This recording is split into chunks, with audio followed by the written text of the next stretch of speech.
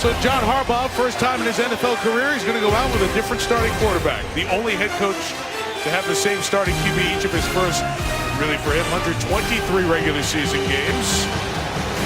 Until tonight, game 123 is tonight. Joe Flacco is out. Matt Schaub is in. And we will see him first as the Browns won the toss, defer the option. So the ball belongs to Baltimore to start. Given the time of year, final night in November, we lucked out with the weather. Overcast, 44 degrees. Looks like we'll finish before the rain comes after midnight. Travis Coons kicks. And the Ravens start on the return across the 20-yard line to the 25 for Kaling play. And they'll push him back. And the Ravens will take over just on the other side of the 20. Will bring out Matt Schaub. Way back when he was Michael Vick's backup in Atlanta. Finally got his opportunity to be a starter with Houston.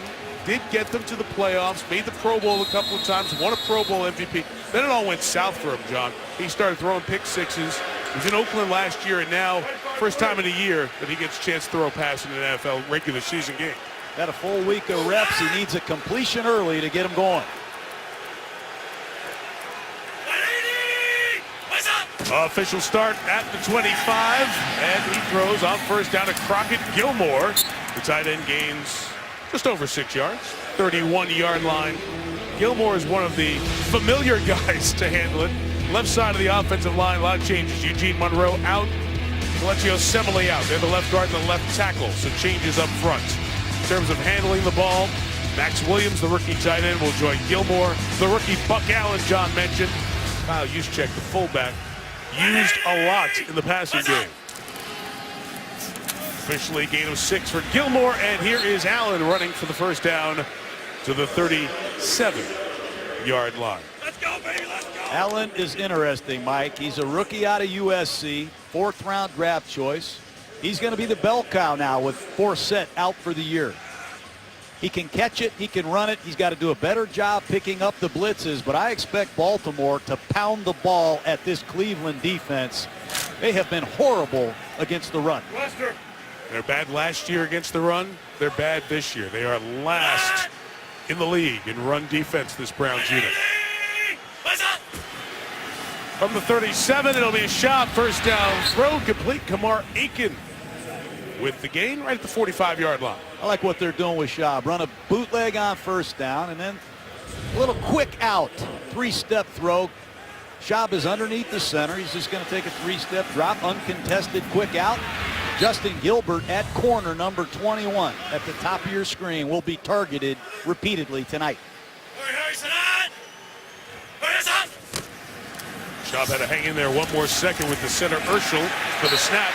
And no gain there as Craig Robertson, who started the last 3 games, comes over and makes the stop. Let's introduce you to the rest of that Browns defense. They have Randy Starks up front tonight. We'll watch Danny Shelton, first rounder from this past season, closely. Paul Kruger was a Raven, now his 3rd year with the Browns. And in the secondary, John gave you a little hint on 21, Justin Gilbert. He was the 8th overall pick in last year's draft. He's only played 30 snaps of defense this year. He's been a kick returner. Now the rest of this year, find out if he can play. 3rd and 2. Schaub's throw is incomplete, intended for Allen. It was Dante Whitner, the veteran, on coverage. So after 1 first down, Baltimore will punt it away. There's Dante Whitner, local boy, Glenville High School. This kid can play. He wasn't fooled at all by the bootleg. You're going to see Baltimore try to slide the tailback into the flat with a little jet sweep. Whitner wasn't buying it. Good to see the ex-Ohio State Buckeye back in the lineup. He's had some concussion problems. This is quality on quality when Baltimore punts the ball. Teams are very good, special teams. Sam Cook, the punter, is outstanding. A good return man for Cleveland, Travis Benjamin.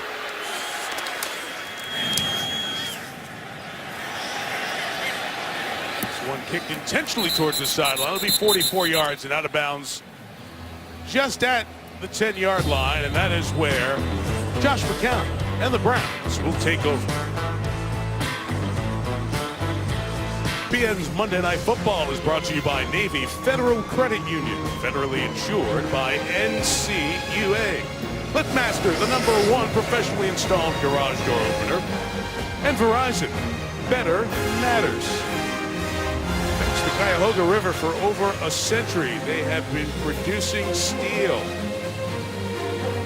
ArcelorMittal continues that tradition. 1900 hard-working men and women. Get the job done there. Browns fans settling in. We'll see their offense take the field, with the drive starting at their own 11, and Josh McCown back as the starting quarterback. Started the opener, was injured. Started the next 6 games. Inactive the last 2 with a rib injury, and returns because of the Manziel issues tonight. McCown incomplete across the middle on the pass intended for Gary Barnidge. He shredded the Ravens for a lot of passing yards in the Browns overtime win earlier this season. He's bounced around, starting for 5 different teams. Those season numbers highlighted by the performance, a Browns franchise record in Week 5. Got to keep an eye on those ribs. He has been beat up. He's fumbled 9 times, been sacked a lot. They've been very one-dimensional, Mike. They have to run the football. Hey. The rookie 3rd-round pick out of Miami, Duke Johnson, is the back. And he will gain almost 4 yards to the 15-yard line. This group is supposed to be good up front. You got to see them play better over the last 6 games of the season. Joe Thomas, the Pro Bowl stalwart. Cameron Irving, the 1st-round pick out of Florida State, starts at guard tonight. Handling the ball, Barnidge, outstanding season with 7 touchdown catches. Johnson and Crowell share the running back duty. Benjamin, Hartline, and Moore, the 3 receivers you'll see, as Taylor Gabriel and Andrew Hawkins are both out tonight with injury. Rigging to 91. It is 3rd down and 6. The Ravens bring 4. McCown will run for it and get the 1st down out of the 24-yard line. McCown can do, Mike. He's a very good athlete. Nice job by Mitchell Schwartz on the right side, one-on-one against Elvis Dumerville. Gives McCown an opportunity to push up in the pocket. Nobody's open. He's decisive. Just want to see McCown take care of himself when he goes down. He's been hit a lot. Schwartz, veteran right tackle, gets it done. Nice work.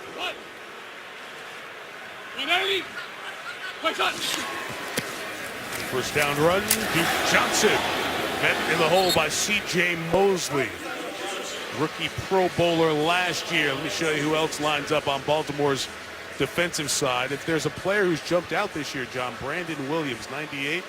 Big in the middle and on the nose. He's been one of the standouts up front for this Raven defense. Well, he's been trained under Haloti Ngata and veteran defensive coordinator Dean Peace's watch. He can make a lot of plays, and he has a lot of range, and his techniques in pad level have really improved. Isaiah Crowell's now the back. Fake to him. McCown's got nobody to throw it to, so got out of the tackle box and threw it away. Chris Canty was coming in for the pressure. Canty's up there with the aforementioned Brandon Williams up front. Timmy Jernigan closes out the starters.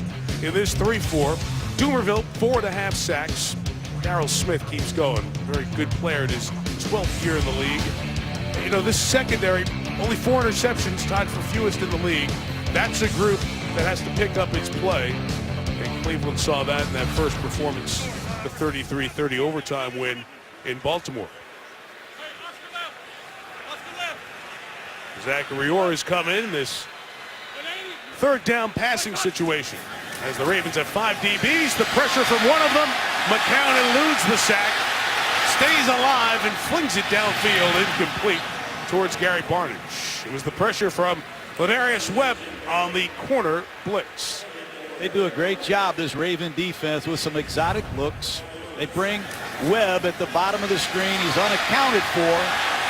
McCown shows his athleticism, his ability to get away, but they got to find a way to pick up these nickel blitzers, these corner blitzers, these free safeties and strong safeties that come a lot in this Raven defense.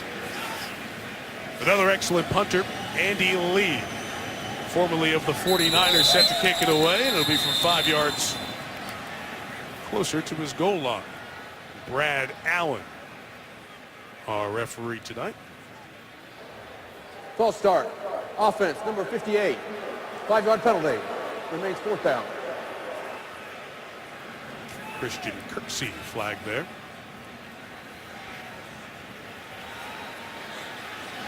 Chris Tabor is the special teams coach. I was talking to him before the game. So many players exchange on the rosters.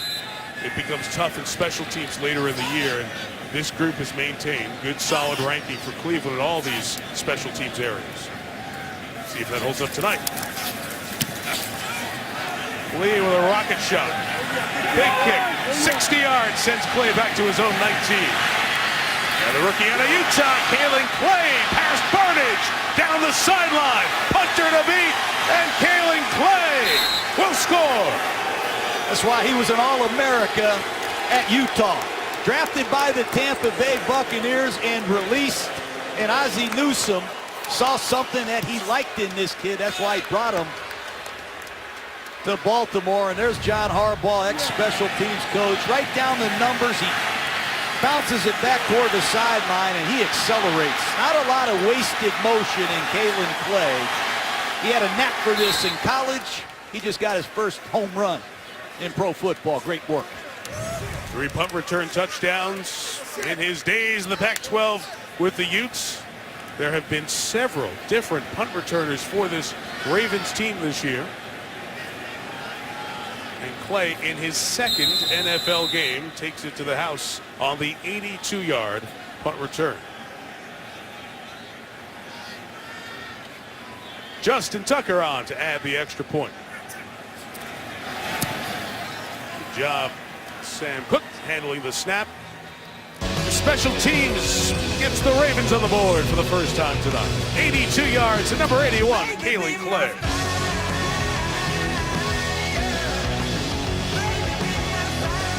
Kalen Clay wondered what would this season be like coming to the NFL as a 6th-round pick on Tampa's practice squad for a week. Spent about 7 weeks on Detroit's practice squad. Ravens signed him, plays in his second game with the Ravens and in the NFL, and he brings one back on Monday Night Football. An 82-yard touchdown return to open the scoring tonight. Justin Tucker has been outstanding with touchbacks this year. Matter of fact, Baltimore's only allowed 3 kickoff returns. John? Defensive coordinator Dean Pease blitzes a lot of defensive backs. Free safety blitz, Mike. I call it the Fox. Somebody better be alert for these Fox blitzes tonight. And when they bring the nickel corner, I call it the nail. Nobody brings more secondary blitzes than Dean Pease of the Baltimore Ravens. You got to keep an eye on these free safeties, the strong safeties, the nickel corners, and the corners to the short side of the field, or they'll ruin your night. So it's all the first letter. Free safety is Fox, nickel, nail, and Stinger. Safety, strong safety. You got it. Good. Cat corner. That's exactly right. Quick learn. McCown passes to Benjamin. That's complete. For about 1.5 yards. Lavarius Webb there on the tackle.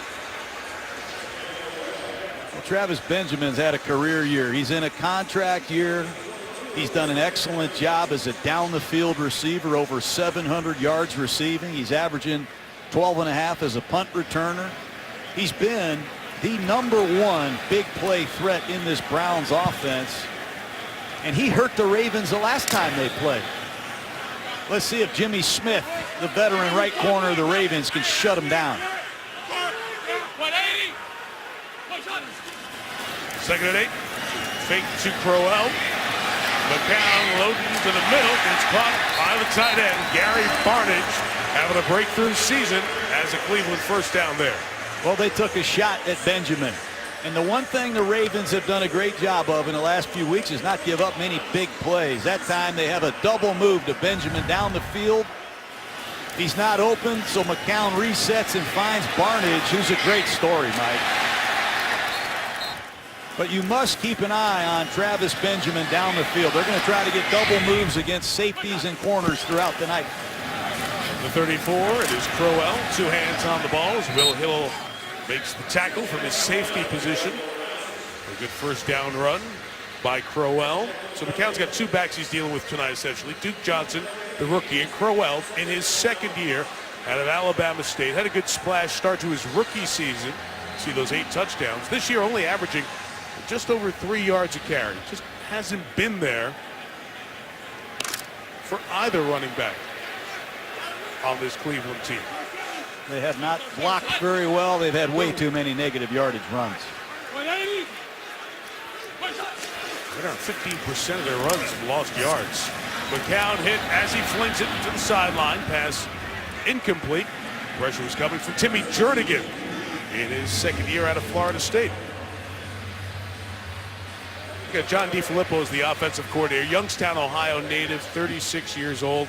His first season as the Browns offensive coordinator.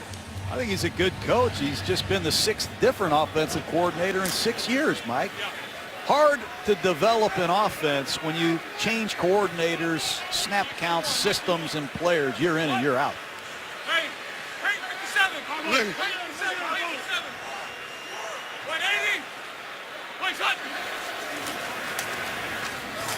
Third and 6, McCown, incomplete.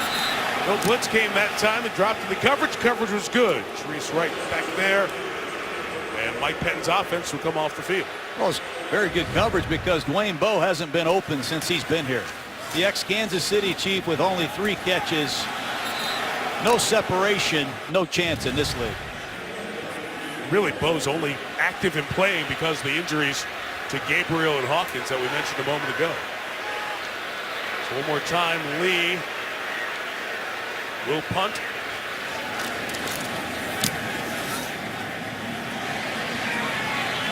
So it's 48 yards, fielded by Clay at the 15. Fielded upfield again, and he returns it 15 yards.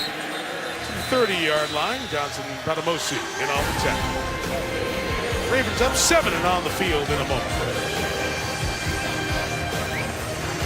The NFC East, Giants and Redskins are tied. We will be just outside the nation's capital for the renewal of one of the great NFL rivalries, the Cowboys and the Redskins, with the stakes changed significantly after Washington's win over the Giants. They're tied atop the NFC East. We'll see you Monday night for Washington and Dallas. Schaub starts this drive at the 30. Nice run by Buck Allen. 21 yards into Cleveland territory at the 49-yard line. This is awful run defense by the Browns. They're just going to run an outside zone and come storming off the right side with very little resistance anywhere by this Brown defense. I'd run the same play from the same formation until they stop it. Javaris Allen adds to those 20-plus yard gains given up. A run of 4 there as Jamie Meter makes the tackle. So we mentioned Allen. His nickname is Buck. I'll tell you why in a second. He grew up in Tallahassee, went out to Southern Cal to play his football, and really came on late. His last 19 games, big surge as he got to see the ball more often. And Ozzie Newsome, who's done a great job for so many years in the Ravens personnel. First USC player he ever drafted. Kind of ironic or shocking, really, to see that it had been that long until he drafted a player from Southern Cal. And Allen paying off. His pass is complete to Jeremy Butler at a Tennessee Martin. And he gets the first down at the 35-yard line with just his 6th catch this year. You see Matt Schaub just give Allen a high five. Watch this blitz pickup, Mike. This is what I wanted to see. I know he can run the football. I know he can catch it. But when you see him stuff a blitzer and allow your quarterback to find his one-on-one, that's impressive for any rookie halfback.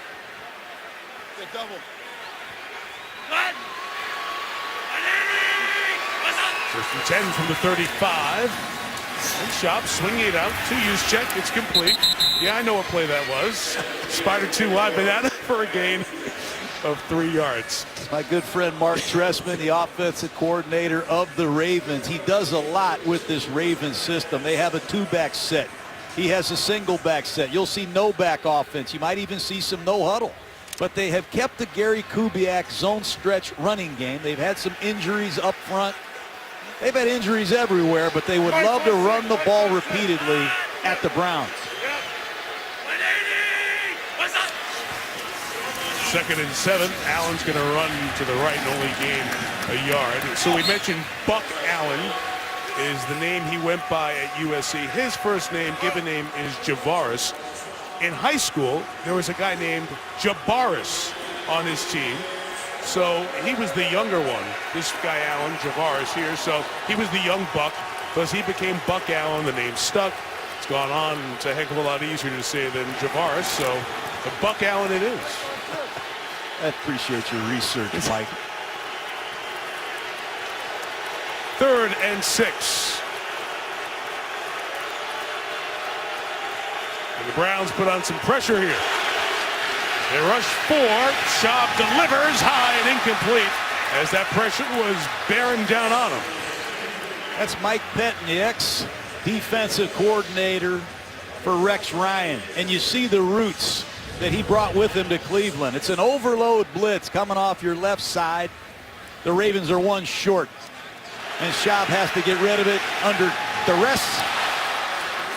Nice work by the Browns sub-packing, blitzing. Justin Tucker's numbers don't look great in total because he's missed so many kicks. 5 misses, 50 yards or more. This is a 49-yard attempt and just sneaks inside the upright and is good. Punt return touchdown field goal here in this opening quarter, and Baltimore leads 10-0. Best parts of our journey on Monday Night Football this year, putting the lights on these top high school teams. Glenville High School here in Cleveland, outstanding. One of the 4 teams that John had a chance to spend some time with over this Thanksgiving weekend. We'll chalk talk with those teams. That's Ted Ginn Sr., the legendary head coach at Glenville. They lost their playoff game last week, and their season came to an end. But man, have they turned out some good folks. The alums they've turned out: Dante Whitner, Teddy Ginn Jr., Carnell Jones over at Ohio State now, Troy Smith, former Raven. 6 players on current NFL rosters. The Glenville kids are here at the game tonight enjoying. As that kick by Tucker scrambles through the back of the end zone, and it is another touchback. Important to us, Jimmy V Week begins this Wednesday on ESPN, raising funds and awareness for cancer research. For more information, you can go to espn.com/Jimmy V Week. Appreciate your support. Back here in Cleveland, Mike Tirico, John Gruden, Lisa Salters. Ravens trying to get win 4 on the season. Browns have lost 5 in a row. They've lost 5 games this year by 14 or more. In a double-digit hole again is the pass is complete to the sideline to Benjamin. And Travis Benjamin will pick up the first down, get him to 50 catches on the year.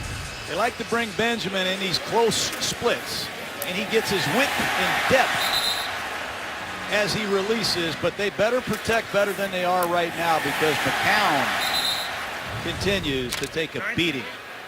That time it was Lawrence Guy who's been a good inside rusher for the Ravens.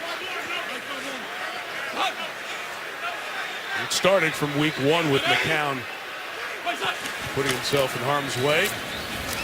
Crowell to the left. Will be only about a yard. Brent Urban playing his first game as a Raven made the tackle. And some of the hits Josh McCown has taken, Mike, have taken their toll. He's missed a couple hots in the passing game. The protection has broken down. He has been punished. Shoulder problems, rib problems, been out of the lineup when he has scrambled. He's taken some incredible hits. And that's why Johnny Manziel better be alert down on the sideline, because you can't survive at this position taking those kind of hits. 2nd and 9. There's a pocket there. Nobody open downfield. He throws complete to Brian Hartline, the Ohio native who's come back to his home state after his first 6 years in Miami. A gain of 10 and a Cleveland first down. There's one thing you got to admire about McCown. He is tough. Watch him keep the ball in a throwing position. Keeps his eyes downfield, delivers a perfect pass to Hartline. They give the Browns a first down. Let's see if they take a shot.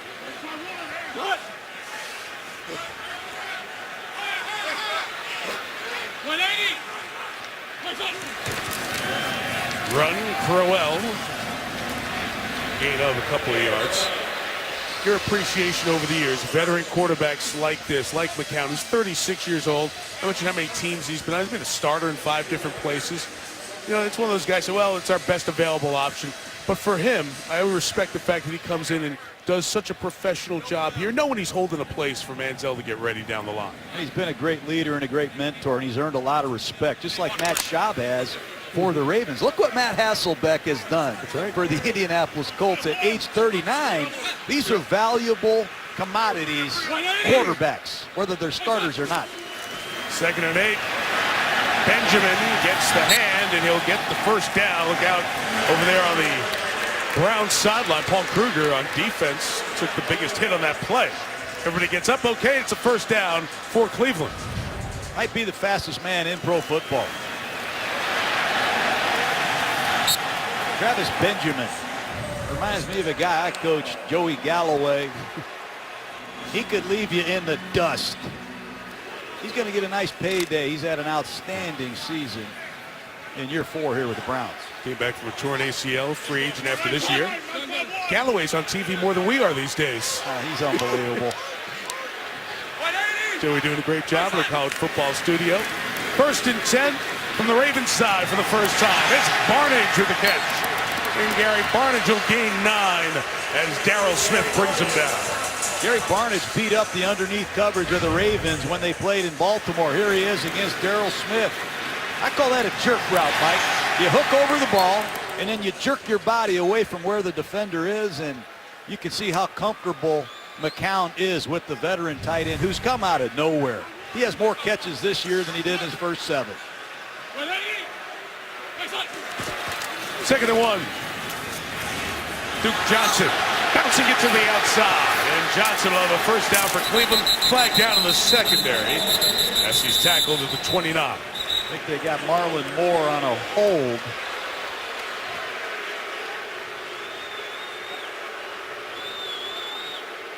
Boy.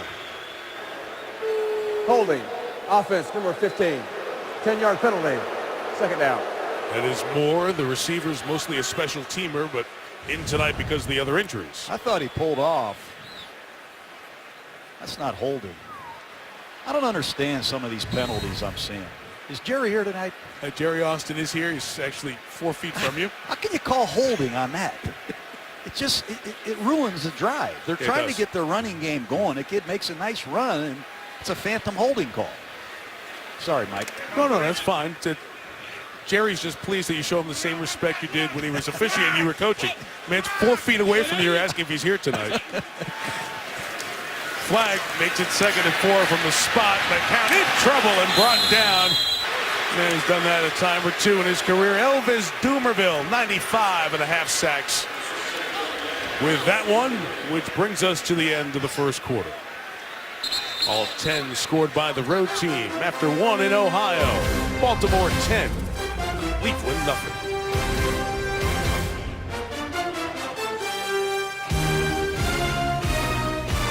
10-0, starting the second quarter. John, these are big-time players in the Ravens' plans this year, and because they're absent, big part of the reason this team's 3-7 coming into tonight.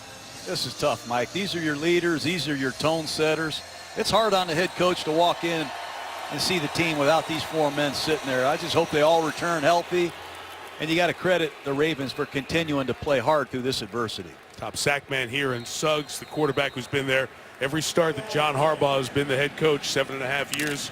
Steve Smith, the leading receiver, and Justin Forsett, their top running back. Forsett and Flacco injured last week. 4 down. In the victory over St. Louis.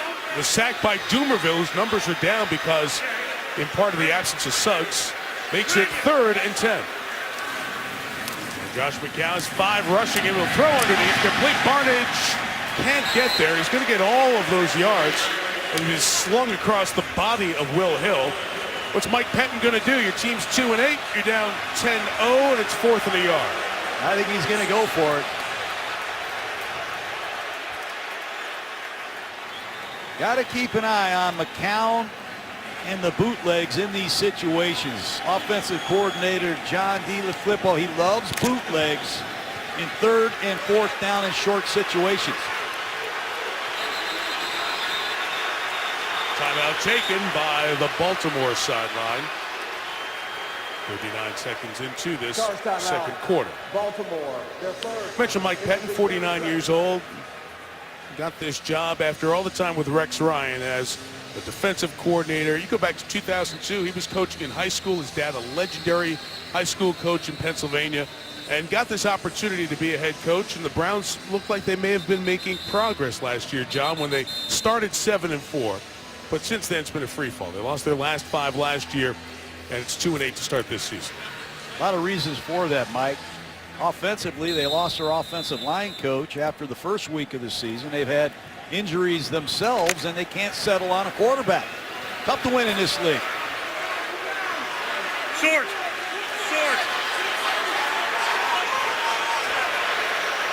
Empty backfield going for it on 4th and 1. It's a 3-man rush underneath. Barnage the catch. Much more than the 1. First down and a gain of 17. This Barnage, this is a 3-man rush. The Ravens should defend this pattern. But Josh McCown threw a bullet in a tight window. He gets the inside release against Courtney Upshaw before Darrell Smith can get there.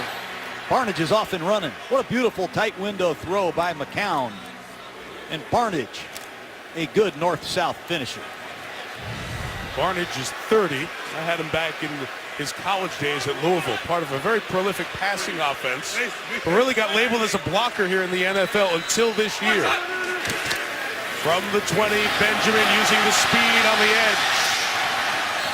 Nice drive here by Cleveland down to the 12-yard line. It started back at their own 20. The Browns don't have big receivers. Benjamin is a small receiver, so instead of asking him to block on these running plays, they have him run these quick screens. And if the box is loaded, McCown just picks up the ball and throws it out there. And when you have speed like Benjamin, you must find ways to get him the ball. Let's see if Cleveland can finish a drive. They have had a hard time in these tight red zone situations.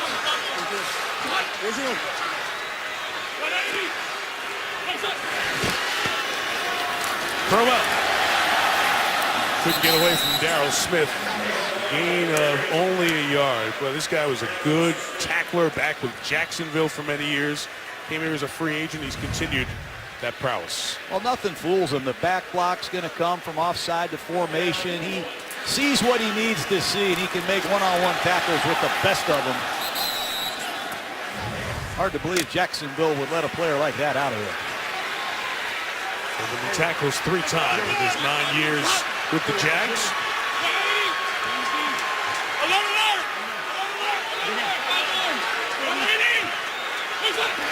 Play 13 of the drive will be a run. Crowell stopped by C.J. Mosley. And a field goal attempt coming for the Browns. It's an all-out blitz, and no one's accounting for C.J. Mosley. He's just going to come screaming off the right side. They've got to have extra blockers on the field to block these extra blitzers of the Ravens. McCown should have taken a timeout there in a 3rd and 1 situation, but here's Coons, who's been quite impressive, Mike. 16 in a row, the longest for a Cleveland kicker to start his career.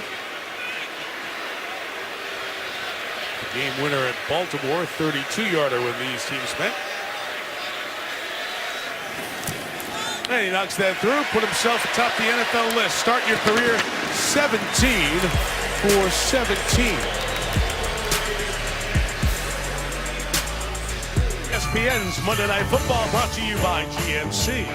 We are professional grade. At MFLshop.com, order your holiday gifts today and save up to 20% off. Holiday spirit at the Cleveland Botanical Gardens. Their winter spectacular called Glow. How are you on gingerbread houses? I love it. Last time you made one? It's been a couple years. Been a couple? Mike. Maybe we can do that next week. You have the address of that place. Let's go do that. Go do that? Botanical Gardens in Cleveland? Sure. Love it. 10-3 here. I mentioned that Coons field goal, 17 in a row to start his career. It ties Kai Forbath, who did it back in 2012. And Chandler Catanzaro last year with Arizona. They made their first 17 attempts. So he's atop the list with those 2 gentlemen. Chance to be there alone if he can make his next one. This kick is going to go out of bounds. And that's one of those killers that instead of being a touchback, take over at the 20, pay a much bigger penalty. Special teams have really hurt Cleveland, and that's been their strength, Mike. Punt return for a touchdown. Now you let a backup quarterback get the ball at the 40. That makes coaches very unhappy. The receiving team will take the ball at the 40-yard line. First down. That's the first kick that Coons has put out of bounds on a kickoff this year. So double the penalty, and Matt Schaub will take over at his own 40-yard line. It's the best start for either team tonight.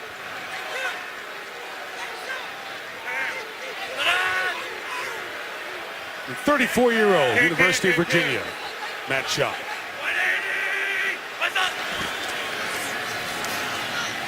They go up top, looking deep. Caught inside the 15-yard line by Chris Givens. His longest reception of the year. You see Matt Schaub audible to that play. And he gets Givens against Williams on a double move down the field with no safety help. This Cleveland secondary has been punished the last few weeks. Williams, the ex-Green Bay Packer, with no help, beaten badly. 48 yards. Ties the second longest reception by a Raven this year. Baltimore right away in the red zone. Working from the 12 with Buck Allen to the left. He's pulled down. Carlos Dansby and the rookie Danny Shelton on the tackle. Carlos Dansby. He's done it a long time, Mike. 12 years. Done it in Arizona. He's done it in Miami. Now he's doing it in Cleveland.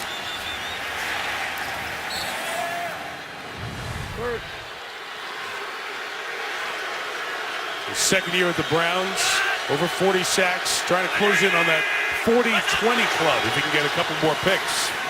Second and 11 out of the backfield. Allen with the catch, split the tackles, and scores the touchdown. Horrific tackling by the Browns, and Buck Allen's in the end zone for the first time. Well, Dansby and Kirksey just have to wrap up. I call this a burst route. He's going to come right out of the backfield, burst across the formation against his zone defense. Head down, eyes closed. I don't know what happened here. This is inexcusable. Two veteran linebacker defenders whiff. How about Buck Allen, Mike? He's been impressive. It was quick. Took less than 90 seconds for the Ravens to go down the field. One big play and some shoddy tackling on the 13-yard touchdown reception for Allen. Tucker adds the extra point. Browns fans displeased. First time in his NFL career.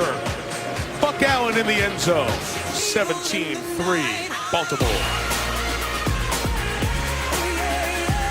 Was the 131st career touchdown for Matt Schaub. It has to feel good because, John, it's been a year since he's been in a regular season game, and it's very nice to get off to a start like this for him. Absolutely.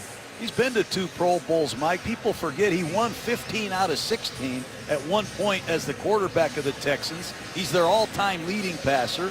He had a lot of adversity at the end of 13, but I like to see him come back. He's one of the good guys. Rare kickoff return against the Ravens. Just the 4th they've allowed all year. Justin Gilbert gets to the 30-yard line and comes out of bounds. Gilbert was trying to reprove himself as a corner in this league. He did not have a very good rookie season. Top 10 pick. Has been used mostly in this role as a kickoff return man. The Browns need some life on offense. They need to make a play. Just don't sense a lot of enthusiasm on the sideline, breaking the huddle. They need a score to get the crowd in the game, to get some confidence back. They have really struggled in recent weeks. Cleveland coming off the bye. We mentioned they have lost their last 5. They lost 31-10 at Cincinnati and then lost 30-9 at Pittsburgh. Both of those games started by Manziel. Now was out with injuries. Right back in there. Throws complete underneath. Duke Johnson takes it to the Ravens side and a first down gain of 21. I think he's the most exciting offensive player outside of Benjamin that I've seen. They motion him out here to get him one-on-one with C.J. Mosley, and he beats him badly with this quick slant route to the inside. Duke Johnson, a prolific runner as a Miami Hurricane, had some injuries in training camp, really coming into his own, and Barnidge and Johnson can hurt the underneath coverage of the Ravens. Solid. 5 on that. 5 in. We're finished. 5 hands up in. All right, here we go. Alpha. First down from the 48. Deep drop McCown. Underneath throw and again it's Hartline. And he's got the first down at the 38-yard line. It's good pass protection by this offensive line of the Browns, and they've got a lot of investments up front. Joe Thomas at left tackle, Irving at left guard, both first-round picks. Mack, quality center. And if you give a veteran like McCown time to survey the field, he'll find somebody.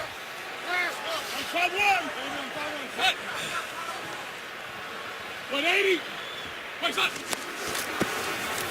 Crowell tried to cut it back. No opportunity to do that. Zadarius Smith, rookie out of Kentucky, 4th-round pick, was there to shut him down. The Ravens are going to continue to pepper Cleveland with these perimeter blitzes. They're going to continue to force McCown to throw the football with his backup receivers. Cleveland has had no running game. They've been one-dimensional. And without Hawkins and Gabriel, they're going to force him to throw the ball at some point to Marlon Moore, some of these backup Cleveland Browns.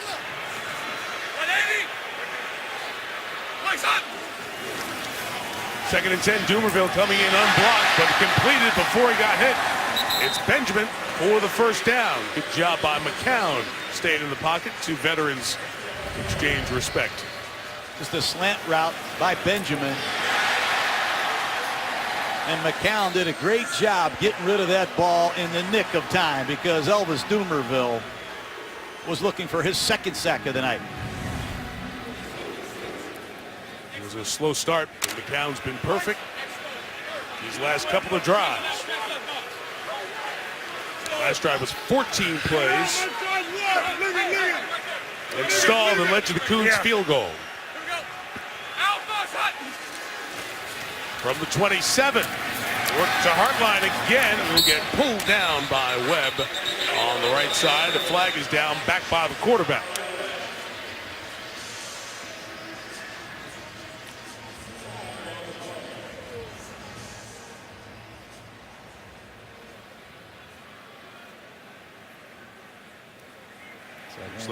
Yep, it'll be on Baltimore. Illegal use of the hands to the face, number 98, defense. 5-yard penalty, automatic. First down. Brandon Williams, who we've been talking about, he stepped into the Haloti Ngata role in his 3rd year in the league, and Williams has really impressed the Ravens with his play, but guilty there of the flag. I'll go back to the Browns offense, Mike. They have not finished drives, and they need to put the ball in the end zone. They failed here the last possession on 3rd and 1. Can the Cleveland Browns finish the drive?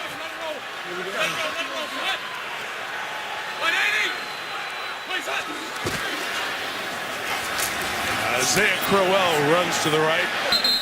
Gain of only a yard. John, we had the Browns in the preseason.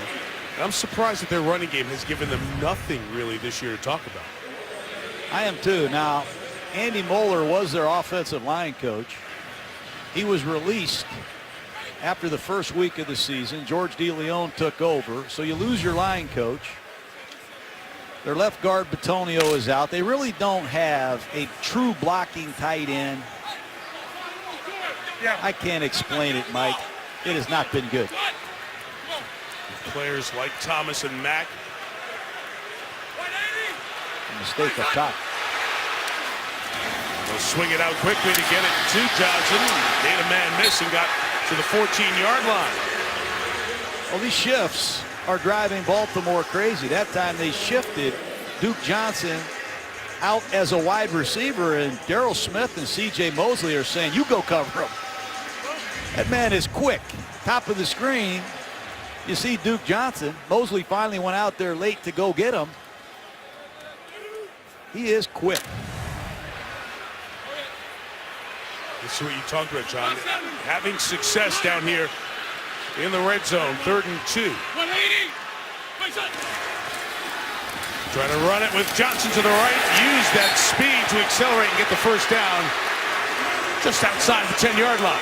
I like that. Give this kid the ball. Run right behind your veteran right side.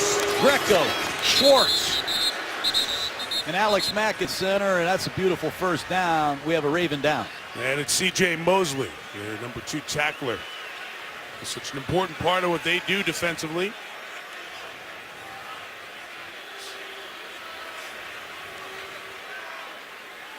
So as we get the injury timeout, athletic training staff looks at Mosley. T.J. Mosley bending down there. Athletic training staff still talking to him. He came off the field under his own power. They continued to look at that leg while we were in break. It is 1st and goal as the ball was marked exactly at the 10. For Josh McCown, who's hit his last 10 passes. Dumerville chasing him. McCown to Barnage. Incomplete with Will Hill there in coverage. Oh, you see what Cleveland continues to do. They're trying to isolate their tight end, Barnage, and Duke Johnson against the underneath coverage of the Ravens. Here's Barnage one-on-one with Will Hill. And Hill's up to the challenge.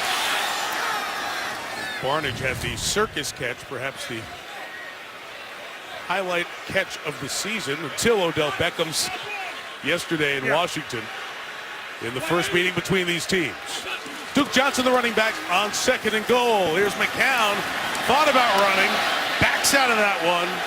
It's an ad-lib play. And it's caught for the touchdown by Marlon Moore.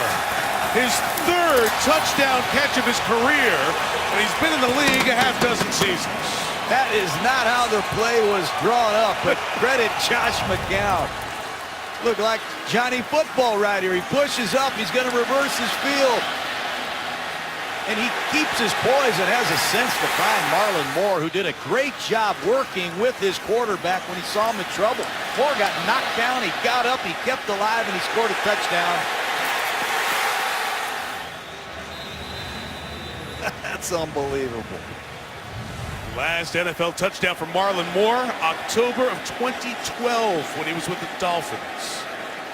About 1 touchdown in 2010, that one in 2012, and this one here tonight. Travis Coons adds the extra point. It may not be the best football, but thus far it's been entertaining. Get up on that wheel, I'm rolling. Two franchises very familiar with each other. Cleveland, of course, was home to the first great dynasty in pro football. They had a Hall of Fame coach. Legends like Groza and Graham. 2 different leagues. The Browns played in 10 straight championship games. And in 1964, Jim Brown leading the way. The Browns won their 8th and their most recent title. Since then, so many disappointments, none more gutting than when owner Art Modell in 1995 moved the Browns to Baltimore, whose fans saw their Colts pick up and leave for Indianapolis a dozen years before. They knew the feeling. So Cleveland fans eventually got the Browns back, starting from scratch in '99. But they had to watch with jealousy the very next year when their old team, the now Baltimore team, won the Super Bowl. Started a 15-year run, 10 playoff appearances and 2 titles. While in that same time, Cleveland has seen a perpetual construction project. 1 mere playoff appearance, worst record in the league since the Browns came back. And here they are, 2-8. Every time that the Browns see the Ravens and their success, they can only wonder, what if? Time has healed some of that a bit. The franchises are so separate now, and there are very few threads left one place from the other, but it's different coaches, it's different general managers searching for a quarterback, while the Ravens have been success and stability. Short kickoff here. It's in the hands of Kalen Clay, who scored a punt return touchdown earlier. And Batamosi, second special teams tackle at the 21-yard line. John, here's what I'm talking about. It's been like a house of cards. He's just dealing out of the deck, trying to find a combination that works. Jimmy Haslam is the owner now.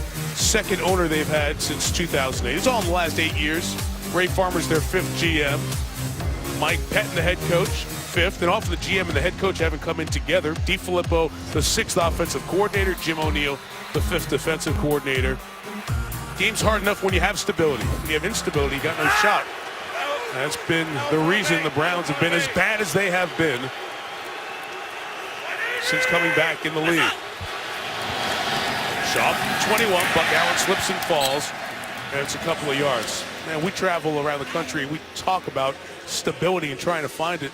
They've got no shot here to have continued success. Yeah, but I know Jimmy Haslam, and so do you. And he's going to find a way to get it right. And Mike Pettine was brought in here to find the right coaches. It's going to be about the quarterback and developing these young players. They've been unable to have any continuity anywhere, but it starts up top with Jimmy Haslam. He's got to show the confidence in hiring the right people and let them do their job, but it's not going to happen overnight. 2nd and 9 from the 22. Allen out of the backfield. Whitner comes and makes the play and ties him up. It's a loss of a couple of yards, and that's one of the players who wanted to come back to his home state and try to return the Browns to what generations ago grew up with. Well, you've got to bring some players, veteran players that can come in here with a championship mentality and be leaders daily in the meeting room, on the practice field, winners. And that's what Whitner is. He's got to stay healthy and continue to show the way. It'd be nice if Paul Kruger, the ex-Raven, would take advantage of this beat-up Raven offensive line. This is 3rd and 11 for Matt Shaw. Kruger with the pressure. Schaub escapes the pressure, looks to take off, and he'll throttle it down about 4 shy of the first down, and that's a 3 and out for the Cleveland defense for the first time tonight. It's good work.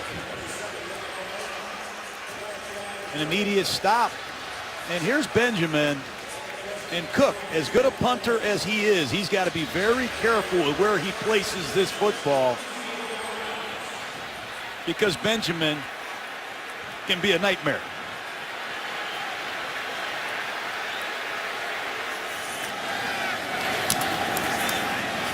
Height on this kick and towards the sideline as well. Tough to return. Fielded on the hop by Benjamin. A 46-yard kick will take him out of bounds right around the 40-yard line. Confident punt returner with good hands to make that snatch.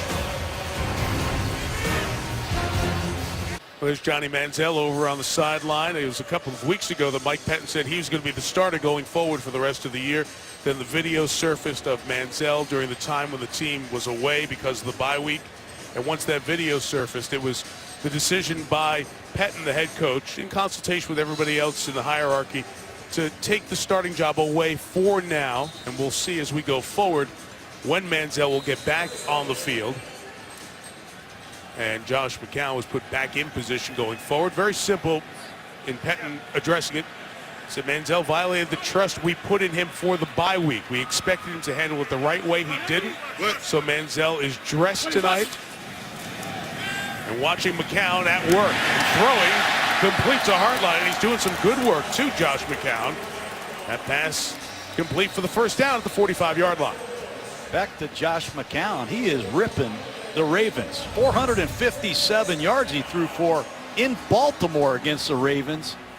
He's on his way to another big night. Good protection, and he's seeing the field well. And when he's had to hold the ball, he's shown great poise in the pocket. He opened 2 of 7. 12 of 13 passing since we hit the 2-minute warning here in Northeast Ohio. Browns driving for a potential game-tying touchdown.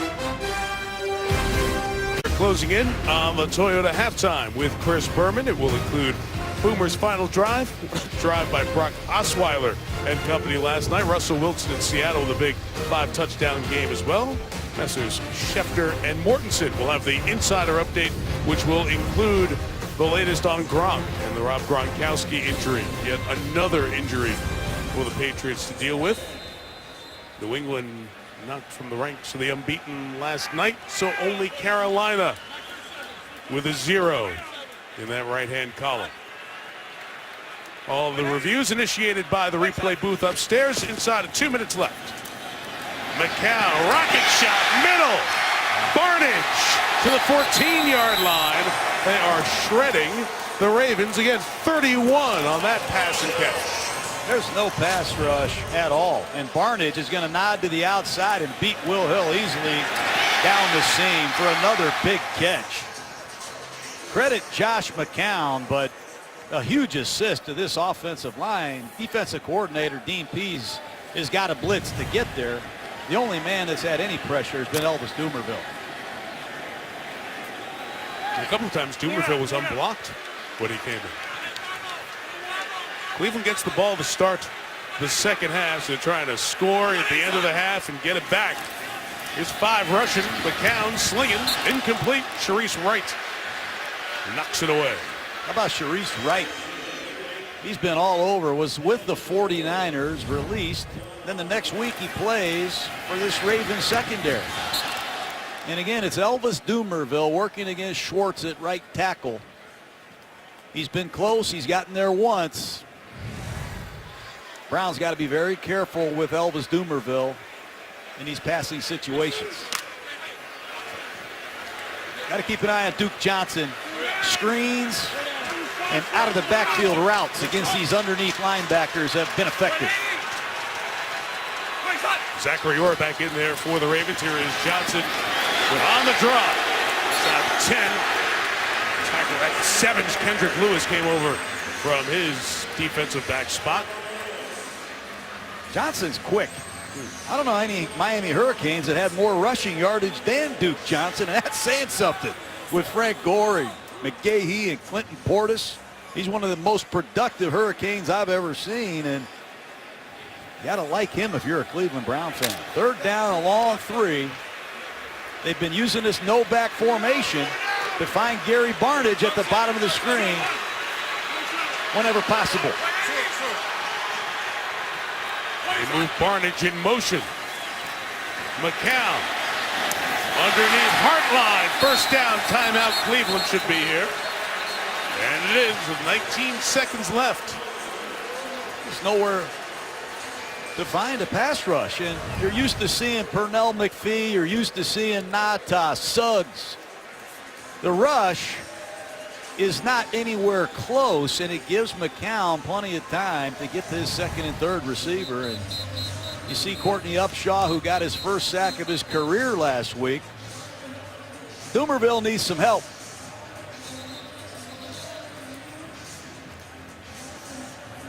I'm laughing here watching McCown. Remember, Jay Cutler got hurt. We had a Monday night up at Lambeau, Packers and Bears. McCown came in, saved the game. He had a terrific stretch there for the Bears. We also saw him beat Dallas as well on a Monday night. We've seen him a lot on Monday night, Mike. And keep an eye on Barnidge at the bottom of the screen. These jump ball isolation fades have put Barnidge on the map. He has 7 receiving touchdowns already. Now looks to the other side and throws incomplete in the middle as he was being hit by Chris Canty. The veteran's been around Cowboys to the Giants. Now his 3rd year as a Raven.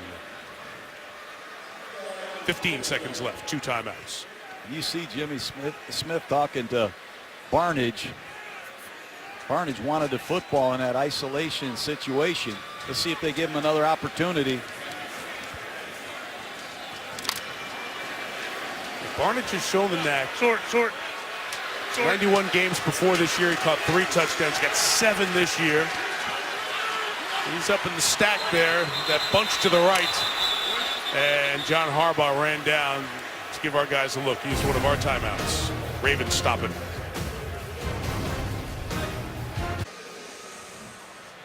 .43 degrees. Kind of comfortable night, all things considered. It's a lot colder a couple of days ago. No wind to speak of. The Browns have dominated this half. 232 yards, 15 1st downs. Trying to score the game-tying touchdown here. McCown swings it. Contact as Duke Johnson was out in the pass route with Kendrick Lewis. It's incomplete, and it will be 3rd down. McCown got fooled that time. He motions Johnson out of the backfield. It's a 3-man rush. And you're going to see Lewis go with the motion. I thought he timed it perfectly. Nice play by the veteran, Lewis, who's been around. He's been in Houston. I've seen him play for a lot of different types of defenses, and here he is in Baltimore on 3rd and goal. Barnidge at the top of the screen. They had the timeouts earlier to think about running, but there's such a poor run team. It's all in the air. 3rd and goal. Here's McCown. Canty hits him. He throws to the back, incomplete as the pressure came on. So Chris Canty getting back to McCown a couple of times on this drive inside the 10. And speaks, John, to the issue the Browns have had throughout the year. Very poor red zone touchdown completions. Well, Canty hears us loud and clear, Mike. 2 very good rushes against the rookie, Cam Irving. And that's got to be concerning if you're Mike Pettin. You want to see Irving in his 2nd start at left guard do a better job against Canty, but the veteran wins. Chance to see an NFL record here. Most field goals made without a miss to start your career. Good for him. Travis Coons, 18 in a row. You were here to see it. 17-13 Ravens. Travis Coons kicks it off. It's a line drive. Just to a knee to prevent anything bad from happening. As Max Williams, the rookie, got on that kickoff. And it brings the first half to an end. So Cleveland gets the ball first. They outscored Baltimore 13-7 in that 2nd quarter. We send it to Chris Berman to the halftime with the Ravens up 17-13. Well, Johnny Football's here. He's dressed, but he's not playing. It's Josh McCown at the helm like it was at the start of the season for Cleveland, maybe for the last time this year. Took a bit of a beating as the game went on. Early success for the Ravens. Kalen Clay, the punt return. And Buck Allen, this score was 17-3, but the rest of the half dominated by the Browns. They couldn't punch it in the red zone a couple of times. That's the one time they did to Marlon Moore. The math adds up to 17-13.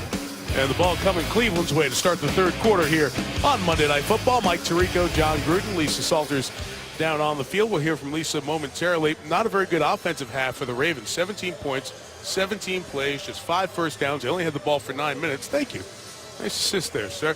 So Browns are doing the job here offensively, John, and that's got to be heartening to Cleveland and to Mike Pettin going into this 2nd half. Cleveland's done a nice job. They got to finish these drives in the red zone, and they got to tackle better. That's the one thing the Browns have not done against the Ravens, and it's led to 17 points, poor tackling. And we will see in our Zales Extraordinary Moments those issues that could make the score different in the 2nd half. Well, it started. Andy Lee had a beautiful punt right on the numbers, and you see the Browns fail to break down and make a simple tackle in the open field. It results in an 82-yard punt return. That's how Baltimore got 7. Then it's just a simple check down. Christian Kirksey, Carlos Dansby, right there for the easy tackle, and it turns into 14 points. Cleveland's got to tackle better and finish drives in the red zone. And Baltimore, Mike, they've got to find a pass rush somehow because Josh McCown threw it 26 times in the 1st half. Now there's Justin Gilbert back deep to receive this 2nd half kickoff. I mentioned earlier that he had a kickoff return. It was just the 4th against the Ravens this year. Really speaks to the quality of Justin Tucker in kicking off, limiting the opponents to that few return opportunities. And none for Gilbert here, but here is Lisa Salters. Mike Pettin said he told his team this week that you learn a lot about adversity, looking at yourself in the mirror and the players around you. You learn a lot about yourself just by going through adversity, not just with the quarterback situation this week, but being 2-8 and down 10-0 in this game. He said we easily could have packed it in, but we didn't. Josh McCown, he said, is playing well. He's spreading the ball around. He said our protection is solid. He said we had that hiccup on special teams, but right now we feel the momentum is going our way. As for the Ravens, John Harbaugh told me, we just have not been able to stop them on defense. They're getting our base defense on the field, and they're just throwing the ball. He said generating a pass rush is what we've got to figure out. Let's see if they're able to do that. We'll watch Lisa. Thank you. McCown with time. Surveys and almost threw a pick. C.J. Mosley was back there, got a hand on it, couldn't reel it in. Got to make that catch. The Ravens can't buy an interception, but Josh McCown did have a nice 1st half. He scrambled for a couple first downs. He protected the ball and himself. He threw the ball on time and accurate. Duke Johnson, then his beautiful seam pass to Barnage. And this bizarre scramble play, he reversed the field. He found Marlon Moore, of all people, for a touchdown. And he's been impressive other than that throw you just saw that should have been intercepted by Mosley. 42 plays, 28 of them passes, the 15th run of the night. And finally whistled down on the carry was Duke Johnson. Timmy Jernigan made the tackle. Of course, the Ravens are going to be very sure of getting someone on the ground. Remember, our game in Arizona was the one where the Ravens thought they had a tackle. No whistle was blown, and it turned into a big game the other way for Chris Johnson, who's now banged up for Arizona. This Ravens secondary somehow needs to find a way to get a turnover. Just 4 interceptions. They haven't forced or recovered a fumble. They need some impact work from this Raven back end.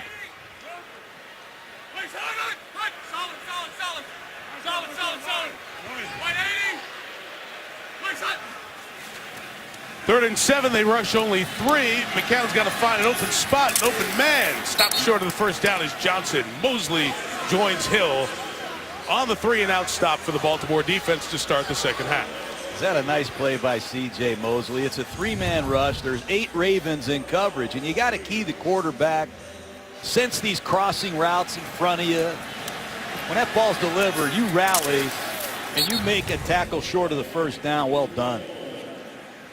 Here's Clay, who reeled off a long one in the first half.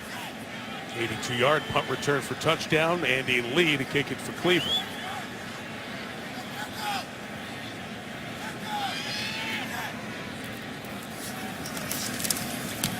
Rush up the middle. Lee just gets it away. It's to the sideline and will be marked somewhere shy of the 40-yard line. Marking officially at the 36. So the punt is 36. And Matt Schaub and the Ravens offense back on the field in a moment. ESPN's Monday Night Football is brought to you by Tom Clancy's Rainbow Six Siege. Siege the day in stores December 1st. Rated M for mature. Burger King. Now get 10 chicken nuggets only at BK.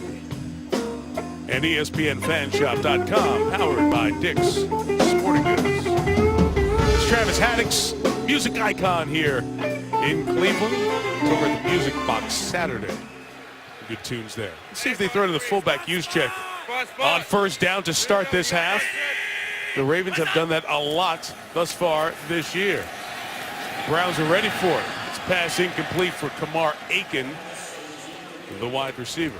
That's what happens when you have a new quarterback.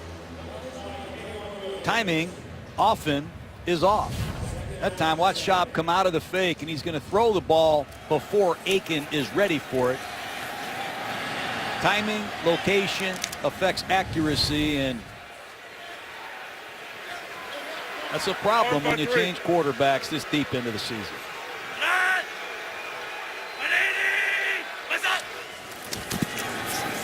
On 2nd and 10, Buck Allen on the run out of the tackle of Nate Orchard, but he stopped after gaining a couple of yards. Again, if you're just joining us, it's so odd to watch the Ravens and not see Joe Flacco. If you include the playoffs, and they've had so much playoff success, first time in 138 games, regular season in the playoffs, there's no Flacco. This is the end of the game against St. Louis.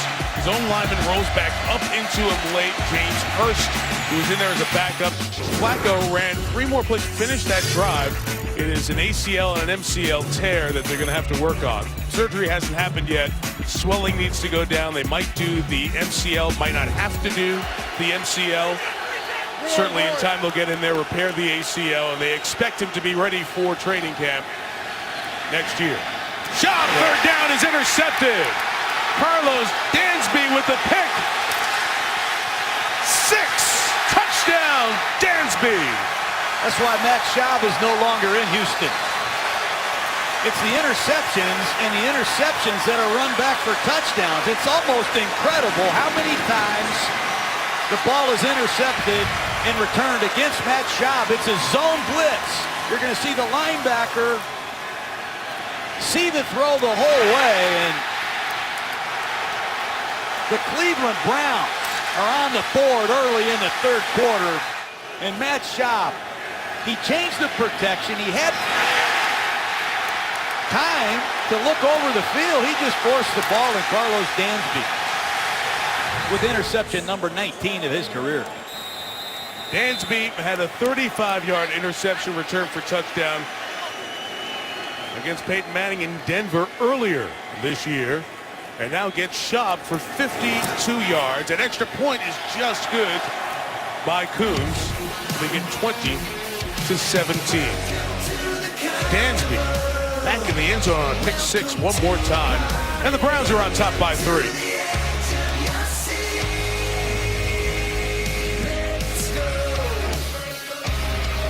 Well, the reason it fell apart for Matt Schaub in Houston a couple of seasons ago were the pick sixes he threw in consecutive games starting against Tennessee back in September of 2013. That was a stretch. Now his now teammate Darrell Smith taking one back there. As a matter of fact, 4 consecutive games he threw a pick six. The only player in NFL history to have that happen to him. That was the beginning of the end in Houston. And then here tonight, it is Dansby. Just wait for it, reading him. And Dansby, for the 6th time in his 19 career interceptions, took the pick back for the touchdown. And is giving Cleveland its first lead of the night. No return by Clay, so it will be a touchback. John, there are the numbers, and we talked to Matt Schaub about that. It was really hard to piece together why it fell apart in Houston and why he started throwing those interceptions that turned into really devastating plays for the Texans. Well, as a member of the Oakland Raiders last year, he only threw 10 passes, and one of those was intercepted, run back for a touchdown. Here's one in his first game as a Raven. They have to be eliminated or you're not going to be playing in this league. It's unfortunate he was fooled by coverage, and let's see how he responds to adversity. Terrence West, the former Brown, has come in the game, gets the carry and only gets a yard or so. Barkevius Mingo, the tackle. Well, it's an overload blitz. Credit Mike Pettin and his coaching staff. They're going to bring 4 Cleveland Browns at the bottom of the screen, and Dansby is going to read the quarterback in zone coverage, and he steals this square in the whole way. Dansby, he scored a lot of touchdowns for a linebacker, Mike. Yeah, I'm laughing because it was a bad throw even if Dansby was there. Did you see the reaction of the corner? The corner was upset that Dansby, his teammate, caught it for the pick. I think it was Tramon Williams. Here's the run by Terrence West, and he's got it for the first down. Terrence West ran for this team here a year ago in Cleveland. They drafted him in the 3rd round. He led the team with 673 yards and 4 touchdowns. Was traded to Tennessee for a 7th round pick when this season got started. They didn't like the day-to-day accountability. They didn't feel he brought what they needed on a day-to-day basis to be the back of choice. So West was moved to Tennessee. They let him go. He signs here with Baltimore. Guy put up a lot of yards in the state at Towson. Now making his Ravens debut. It's back to Buck Allen as the back. Running to the right. He is stopped for no gain. First hit, John Hughes III. Bearcat out of Cincinnati. It's important that Cleveland gangs up on the run. Put 7, 8 in the box and dare Matt Schaub to throw the ball. These receivers for the Ravens are still unknowns. Kamar Aiken, number 11, has become the number 1 receiver. Givens was traded for midseason. There's not a lot of continuity. Look out there, number 17, Jeremy Butler. Who are these Raven receivers? If I'm Cleveland, I'm going to make them beat me.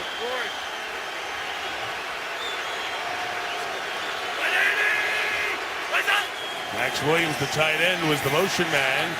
Schaub is going complete to one of those receivers. Kamar Aiken with the grab. It'll be a first down for Aiken at the Baltimore 43 in front of Tramon Williams.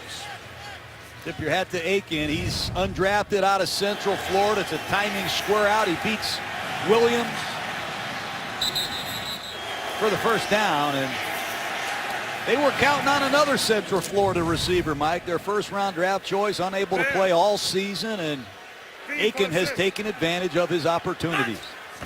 Speak of Brashard Perryman, he's been out for the year. Schaub over the top, incomplete. Trying to get it to Nick Boyle, rookie out of Delaware, back after a foot injury. It is odd, John. We had these guys, the Ravens against Arizona, a very good Cardinal team. And you just look 2+ years removed from the Super Bowl victory over San Francisco when John Harbaugh beat his brother Jim. There was like nobody left, especially the guys handling the ball, receivers, running backs, quarterbacks. Daniel Brown has checked in, number 83, just activated from James Madison at wide receiver. He is making his NFL debut. This is a 2nd and 10 run, and Terrence West to the 40-yard line. It's a good solid run for West. It's got to feel good for him against his old team. Got to feel real good. He's just going to wind off the left side, and good blocking at the point of attack, and a good cutback run. Terrence West at Towson State ran for more yards than almost any back in history, Mike. They won the national championship. He's bounced around, and they like what they've seen from him in Baltimore. Eluded a tackle that would have meant a loss of yardage. Desmond Bryant couldn't bring him down, but West is stopped. Virtually no gain. Look out in that Cleveland huddle. They need to find their pass rush. You see Paul Kruger checking out of the game. That's uncommon.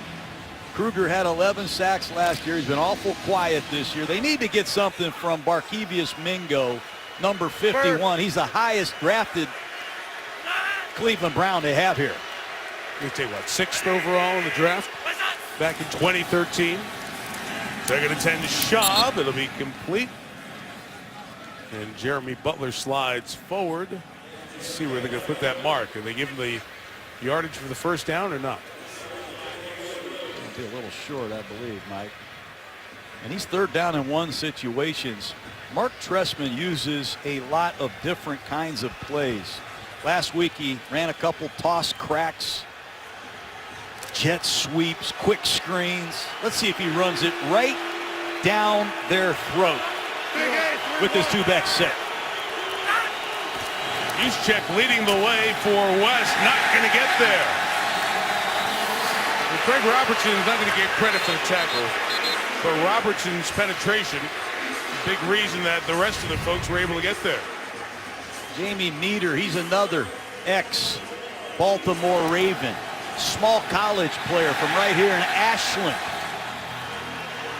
Clean on the backside, and he tackles West short of the first down. Here come the Ravens. They're going for it.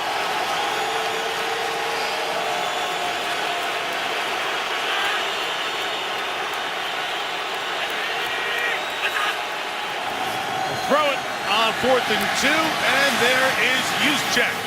Stops on a dime, takes him forward inside the 20-yard line. I love a fullback. Juszczyk from right here in Cleveland, Ohio. It's a reverse pivot, 6-step setup, the fullback in the flat. And Robertson is late in coverage, and you can see the damage Juszczyk can do after the catch. Gutty call by John Harbaugh and Mark Trestman. Dialed the right play. Cloverleaf High School, Lodi, Ohio, 45 minutes south of here, where Juszczyk played his prep ball, then he went to Harvard. 1st and 10, back in the red zone. Schaub complete to Aiken. Minimal gain as K'Wan Williams joins Dansby, who's picked 6, put the Browns on top a few moments ago. Brown's secondary was a strength last year. This year really hasn't been. They've had a lot of injuries. Joe Hayden not playing. They've had injuries all over the place, but Hayden's the guy they miss the most, Mike. He was the man that could lock down a receiver. They could load coverage the other side, but Hayden continues to struggle with that concussion, and it's 2nd down. Hayden missing his 5th game of the now 11 the Browns have played. 2nd and 6 for Schaub. It's caught by Aiken. He got inside the pylon for the touchdown. Got to credit Matt Schaub. You throw a pick 6, and you bring your team right down the field. You convert on 4th down. You come out of the play fake, and Kamar Aiken steps up. He beats K'Wan Williams to the corner.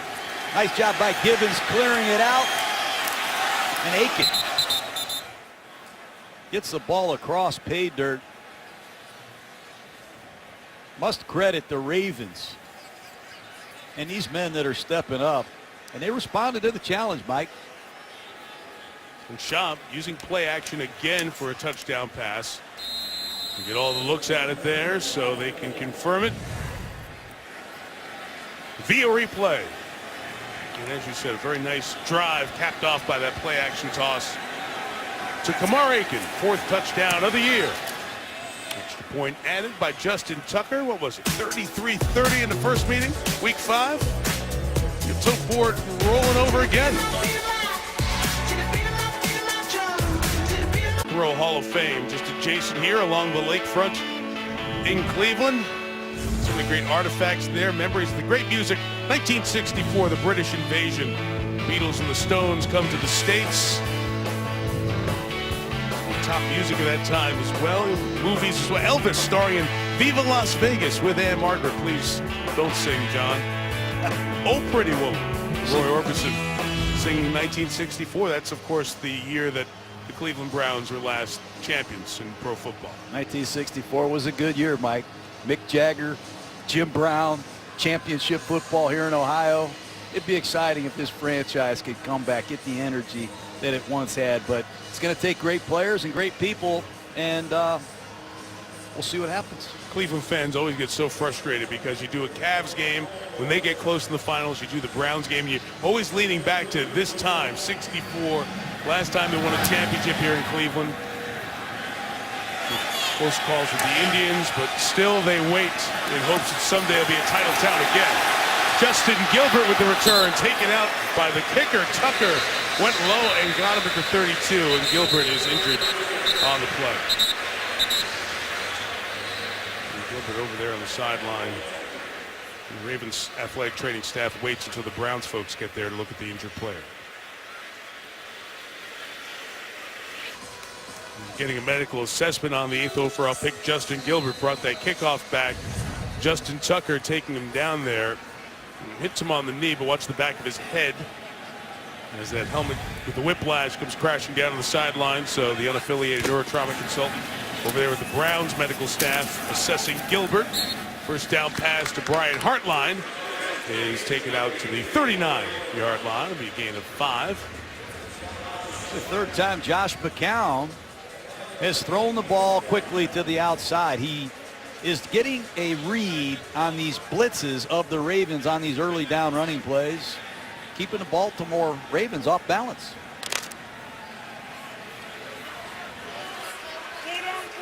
Two passes for every run. Cleveland's first 45 plays so far, 30 attempts, 15 carries. Another throw, this out of the backfield, and a loss of a yard or 2 as it was caught by Duke Johnson. And C.J. Mosley injured in the first half, out there and playing here in the second. C.J. Mosley got off to a slow start this year, but you can see him picking up his play. Does a nice job racing to the flat with help from Sharice Wright. But Mosley can hit you. Some confusion there among the linebacking corps. Gets sorted.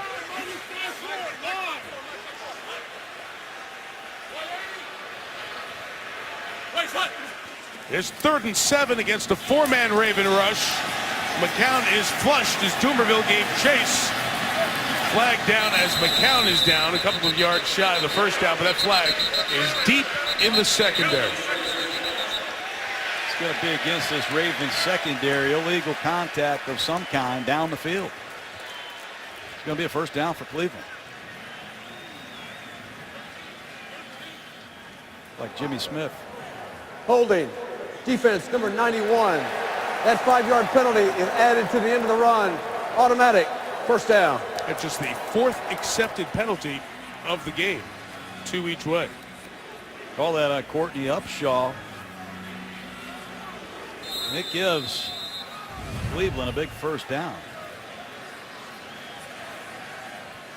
It's a good call.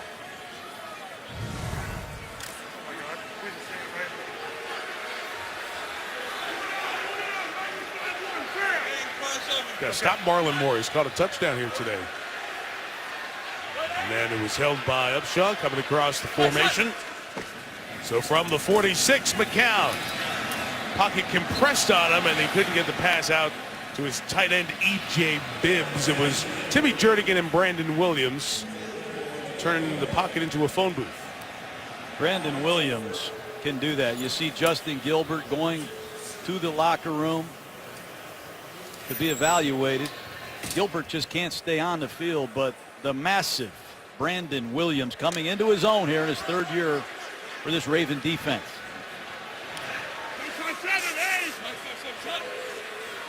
Each team has scored a touchdown in this third quarter. Ravens retaking the lead. They've had it most of the night. Travis Benjamin couldn't hang on to that one. Sharice Wright was waiting to tackle him. It'll be third down coming up.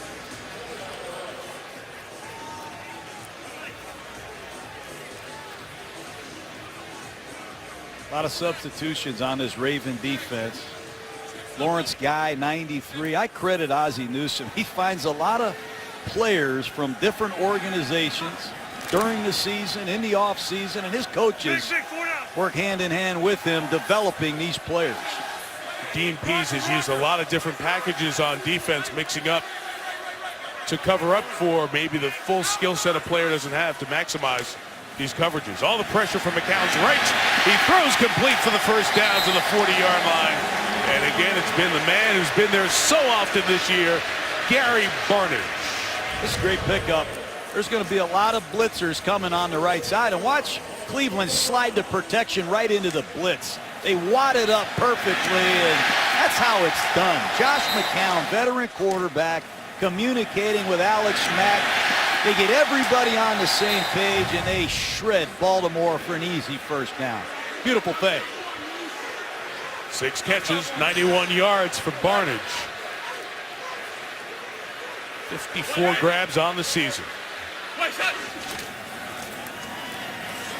the 40, that is intended again for Barnidge. This time it's incomplete with Smith and Wright in coverage. Well, you just saw him run a post pattern. Here he is earlier in the game. Gets held up on a line of scrimmage, but he runs a nice little corner route for a first down. Here's a shallow cross. Man-to-man, you stay on the move. Zone coverage, you sit down. Nice work. He sticks it to the outside, back to the post. And then as an outside receiver, he runs a slant pattern. Doesn't pull that one in, but they throw the ball to Barnidge a lot in different formations. He can run a lot of different routes. Jordan Cameron was drafted. He thought he'd be the tight end for this team. Free agency moved on to Miami. That pass by McCown. Incomplete. Sharice Wright. They keep throwing at him a lot.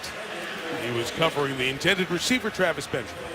Well, if the Ravens could just catch the football. You saw Mosley drop an interception on the first play of the second half. Here's Sharice Wright, number 35, covering Benjamin with a chance to play this ball.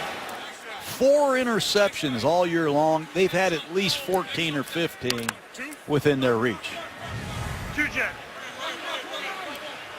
Ravens turned over the Rams 4 times last week. That got them to 9 total turnovers in 10 games. All fumbles. In the victory over St. Louis. McCown going deep. Benjamin. A lot of contact. No flags. No catch.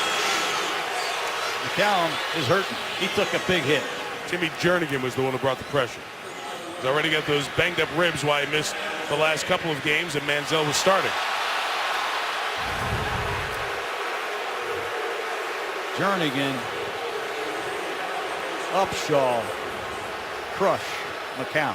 Fans were reacting as the big screen showed this. They're looking for the penalty on Wright. Good no call. Thank goodness. Andy Lee will try to pin the Ravens back inside their own 10. End over end comes tumbling down. And the wow, perfect. The last second decision to bail by Webb. He didn't want to catch that. Left blinker on, 39 yards. It'll go to the 1. Meantime, McCown, they're up there looking at his shoulder as he's injured. As Manziel warms up in front of him. Josh McCown back up and throwing, trying to work through the discomfort there and talk with the athletic training staff. Let's go back to the play where he gets hurt. Well, you see Cam Irving, the rookie left guard, really struggling in pass protection. Jernigan on a spin move. And Irving is on the ground, and Jernigan punishes McCown. And it's that second hit with Upshaw that throws him right all the way coming down on the shoulder, and that's where they had the arm up looking underneath the shoulder with the medical team on the sideline. Austin Davis, who we thought was going to be the backup quarterback coming in, was taking center snaps, and Manziel was just throwing the ball back to him. From the one, it is Schaub throwing out of his end zone over the head of Juszczyk and incomplete. And it will be second down. So Davis was the guy who they said would be the backup quarterback tonight, and he was the one taking snaps. There's Austin, number 7, with the helmet on. Manziel was just on the other side catching the passes, and he was standing right in front of McCown as the athletic training staff was looking at him.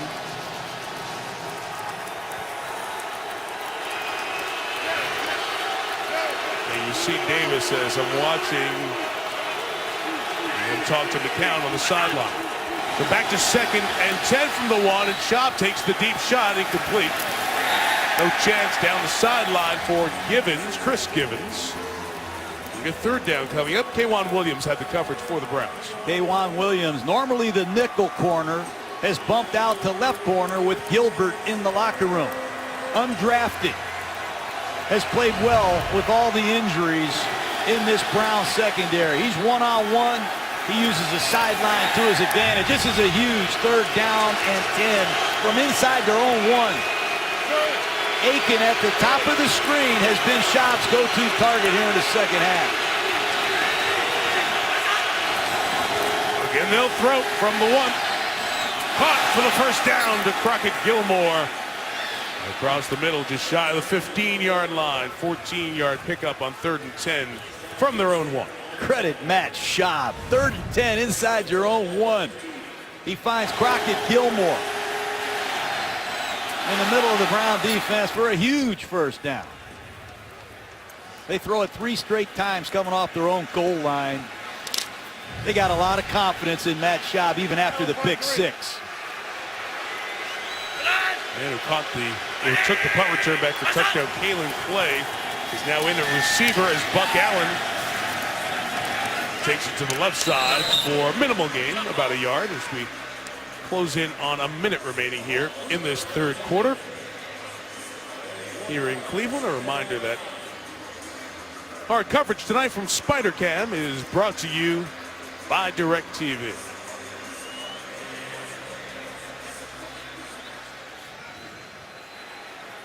Get a good look at Matt Schaub in there leading that huddle. He talked to us last night about how it would be such a good feeling to get back out there. The preparation week felt like it was 2 years ago, and he was a starter.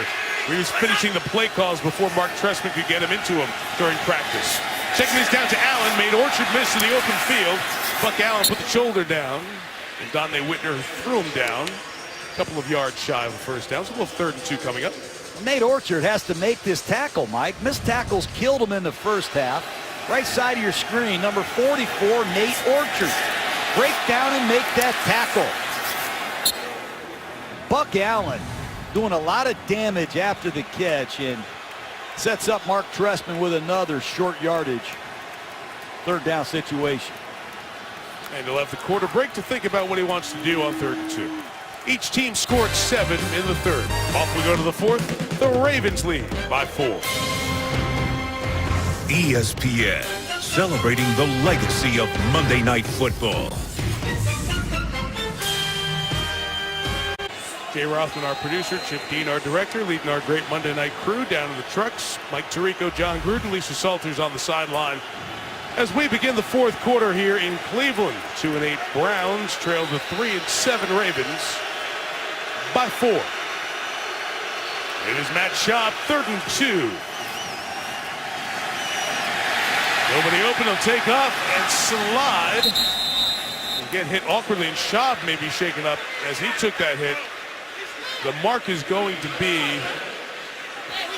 just shy of the first down there. Now, Jimmy Clausen was just signed this week. He would be the backup, by the way, for Baltimore if anything happens to Schaub, but it is 4th down.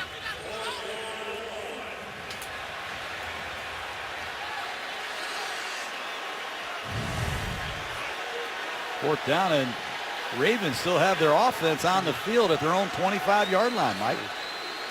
John Harbaugh's thinking of a challenge, timeout. What he's doing here as the play clock runs down. Measurement. You need to get to the 25. The ball's not touching it there. Now the clock runs down. He'll take. Try to give his here. coaches time up in the box to look at it. Mike, excuse me, but I think they're going to be short here. It's always a question with Baltimore the is slide. ruling on the field of short of the line of the game. Who reviewed the play? Timeout. Okay, it's where the ball is when he does make the slide. And in fact, it was challenged, even though he didn't throw the flag there. So challenge coming here from Baltimore. Okay, so watching this Ravens challenge by John Harbaugh. Where is the ball when the first body part comes down and then you get touched here? Let's bring Jerry Austin, our twice Super Bowl referee, with us. Anytime a runner goes into a slide, his knee, his shin is down, and the ball is a yard short of being a first down.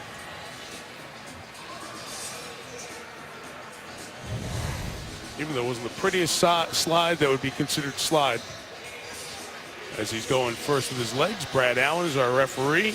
In consultation with New York, here's what they came up with. After reviewing the play, the ruling on the field stands. Baltimore will be charged a timeout and their first challenge. It is 4th down. The Ravens will not be able to earn a third challenge here, so 4th and 1, and John Harbaugh sent the offense back out with a 4-point lead a minute into this fourth quarter. Got to be alert for the hard count if you're the Cleveland Brown defense. I am shocked with a 4-point lead that he would snap the ball and go for it on his own 25-yard line. Oh, they will, and they'll do it with Schaub. Wow. What a gutty call. And get the first down. John Harbaugh, you think he wants to win this game, Mike? Division rivalry, fourth quarter. Who wants it the most? Look at the push up front. Jensen, Urschel. Yeah, Buck Allen did the most work there with the push from behind. And they converted a 4th down on the last drive en route to a touchdown. That time it's from their own 25. Gutty call. USC running backs always have an awareness to get that extra push for the yard. It's movement by the tight end, Nick Boyle. False start. Offense, number 82. 5-yard penalty. First down. Let's go down to Lisa Salters. Yeah, Mike, well, the Browns have not given official status on Josh McCown, but I saw him just a few minutes ago meeting with the trainers, and it looked like he said to them, I'm okay. It looked like he also took a couple of Motrin and appears to be ready to go back into this game. Austin Davis, who had been very hurriedly warming up, he now has his helmet off and is sitting back down on the sideline. McCown was tossing the ball around. Looks like he's still trying to get that shoulder right, Mike. Okay, Lisa, thank you. It's 1st and 15. Schaub at the boards that pass toward Aiken as Kruger. Official grounding, number 11 was in the area. Number 11 was in the area. Paul Kruger was right there in his way. And John, while Cleveland's defense is out here, we'll just update the starting corner for tonight. Justin Gilbert, he is out with a concussion suffered on that kickoff return earlier in this half. Well, the Browns go for it on their own 25-yard line. Then they get a false start, a quick screen. They have to throw away. And on 2nd and 15, will Mike Pettin bring another exotic blitz? That's been the way they've created confusion in Max Schaub's world tonight. Screen is set up, and they get it into the hands of Allen. He gets the penalty yardage and then some back. It'll set up much more manageable 3rd down. This kid's something after the catch. He's going to come across the formation on a screen pass, and you're going to see Deshaun Gibson, number 39, with a chance to come up and make this tackle, but Gibson gets another 6 or 7 yards. Browns are not a very good tackling defensive team, and that's a big reason why they are where they are in total defense and statistically across the board. 14 touches, 65 yards for Allen. Juszczyk is the back against the 3-man rush. It's complete to the tight end who got the flag earlier on this drive. Nick Boyle for a Baltimore first down at the 42-yard line. How about Nick Boyle, a rookie out of Delaware? He redeems himself after the false start. That time he comes out of his stance, widens on his departure, and Schaub throws a beautiful pass. And Boyle secures the ball in the first down. 8-5-6. John, you think back, Dennis Pitta, who's been unable to come back from the hip injury. He's out for the year. He and Ed Dixon were the young tight ends they had 4 or 5 years ago. Now they've drafted tight ends the last couple of years. Very young group. Schaub, middle of the field, and caught by Aiken at the 41. So Kamar Aiken's good night continues. His 5th reception. This one for 17. And Terrence West, the ex-Cleveland Brown, with a nice pickup that allows Matt Schaub to get it done. I'm impressed with all the different players. Schaub, look at this offensive line, Mike. Urschel's playing center. They have a new left tackle, Hurst. Jensen's at left guard. Boyle wasn't even active last week. 8-5-3. A lot of new pieces in this Raven offense. 42, it is West, seeking space around the right, trying to turn the corner. He does. He'll gain 8 yards before being bumped out of bounds. Did you say pieces, by the way? Yes. Professional segue out of you, not Got to bad. do a lot of work on this game, Mike. Man, you're 7, you were told into you. professional segues. Look at all these guys missing. Best quarterback, top running back, Steve Smith, their center, Zuta's out for the year. Taliaferro would have been their number 2 back. He's been out. Michael Campanaro is coming on. He got hurt. Dennis Pitt, I just mentioned, and Perriman, you talked about before, the first-round pick. Those are all the guys you plan on having on offense. 8 of them gone. And the replacements trying to get the job done, like West, who has the first down as Terrence West takes it to the 27. However, we have a flag back where that hole opened up. Use a run dog blitz. It's going to be holding. I think Shelton 71 got held. Holding. Offense, number 66. 10-yard penalty. Second down. That's Ryan Jensen, a former 6th-round pick out of Colorado State. Playing the left guard position. Osamelli's out. And that's a critical holding call. And somehow Cleveland needs to get this ball back for their offense. First. Approaching the 10-minute mark. The Ravens trying to win their 2nd consecutive game.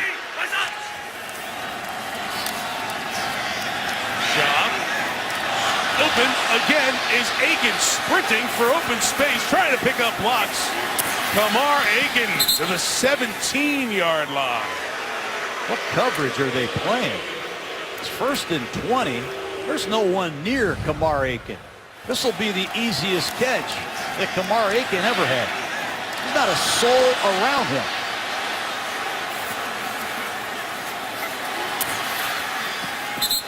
.27 on that one for Aiken.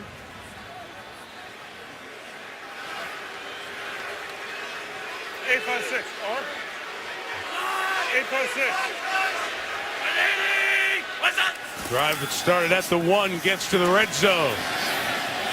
Schaub just gets rid of it as the pressure came from Danny Shelton. Baltimore hanging on to this football, Mike.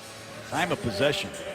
They're very different from what we had in the first half, John. Remember, it was just a dominant first half for Cleveland in terms of holding on to the ball. Here, the Browns have only had it for 5 minutes. Well, Baltimore went 12 plays to score for a touchdown. This drive is on its 14th play. Keep an eye on a fullback. Juszczyk in these red zone situations. Ravens go with the unbalanced line to the right, extra lineman to the right of the center. Schaub's got nobody open, and Garrett Chernoff is out of the pocket, out of the tackle box, so he's able to get it past the line of scrimmage. Illegal play, and it sets up 3rd down. Well, they tried to shift to some bizarre overload, unbalanced formation and slip Juszczyk in the flat away from the overload. But it did not fool the Cleveland Browns. Gibson, their veteran safety man, smelled it out. 3rd and long. Roy.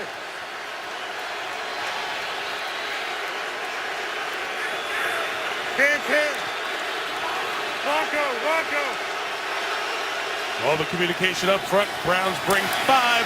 Schaub hit as he throws, and it's incomplete. Daniel Brown was over there seeing his first NFL action.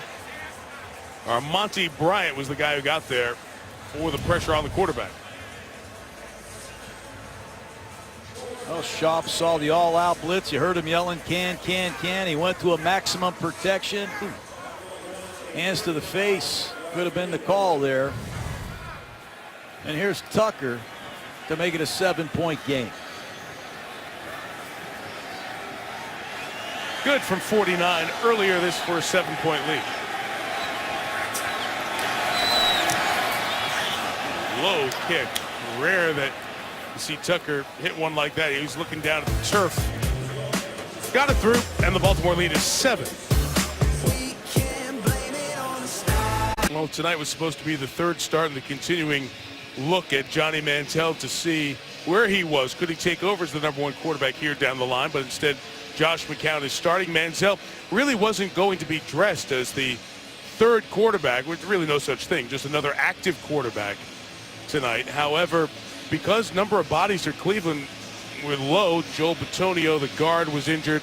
To dress 46, they dressed Manziel. And when McCown took a hit a moment ago, Mike Pettin was thinking maybe he'd have to go to Austin Davis, who's the backup for the first time in this season. However, it looks like McCown will be coming back in for this drive as Cleveland is down 7 with 9:05 left in the fourth quarter, excuse me. Tucker, who slipped on the field goal, much like he did in San Francisco earlier this year too, game against the Niners.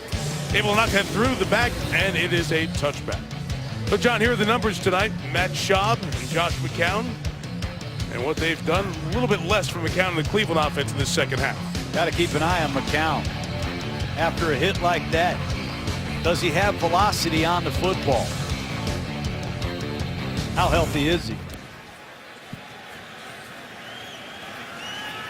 We know he's tough, Mike. This man has been hit a lot. We showed a lot of the hits in the first half, and let's see if he can bring the Browns back here in the fourth quarter. Had that rib injury that he suffered a few weeks back, difficulty sleeping and breathing. Not 100% coming in. It's a short throw complete to the fullback, Malcolm Johnson, the rookie. Here's some of the hits McCown's taken tonight. Big hits.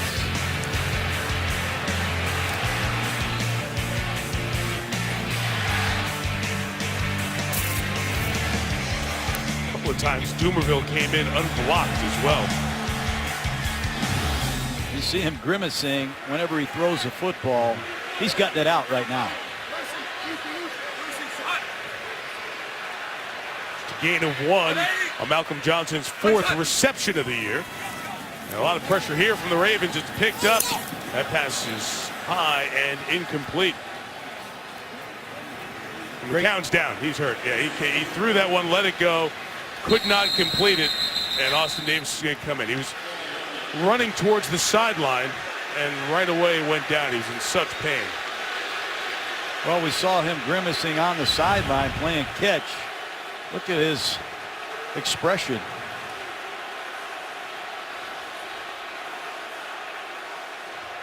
And he turned right away, waved himself over to the sideline. Injury timeout for the quarterback.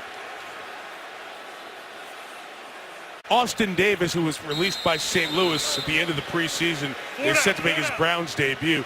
When McCown went down and was going towards the sideline as he now heads to the locker room, that shoulder hanging, the fans started murmuring, a buzz through the building. They thought Johnny Manziel might be coming in, but as we've said, Davis is the number 2, so he comes in. His Browns debut is 3rd and 9 and incomplete for Brian Hartline. That's a tough spot.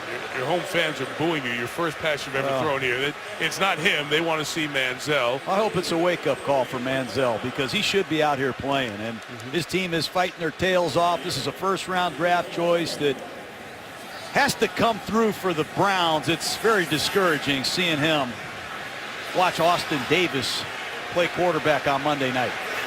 Andy Lee will kick it away for Cleveland here with 8:24 to go. Almost blocked. Great chance coming in.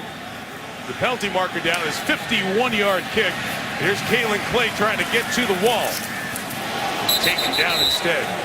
The open field, and is Christian Kirksey with the tackle. We have a couple of flags down here on this Ravens bench sideline.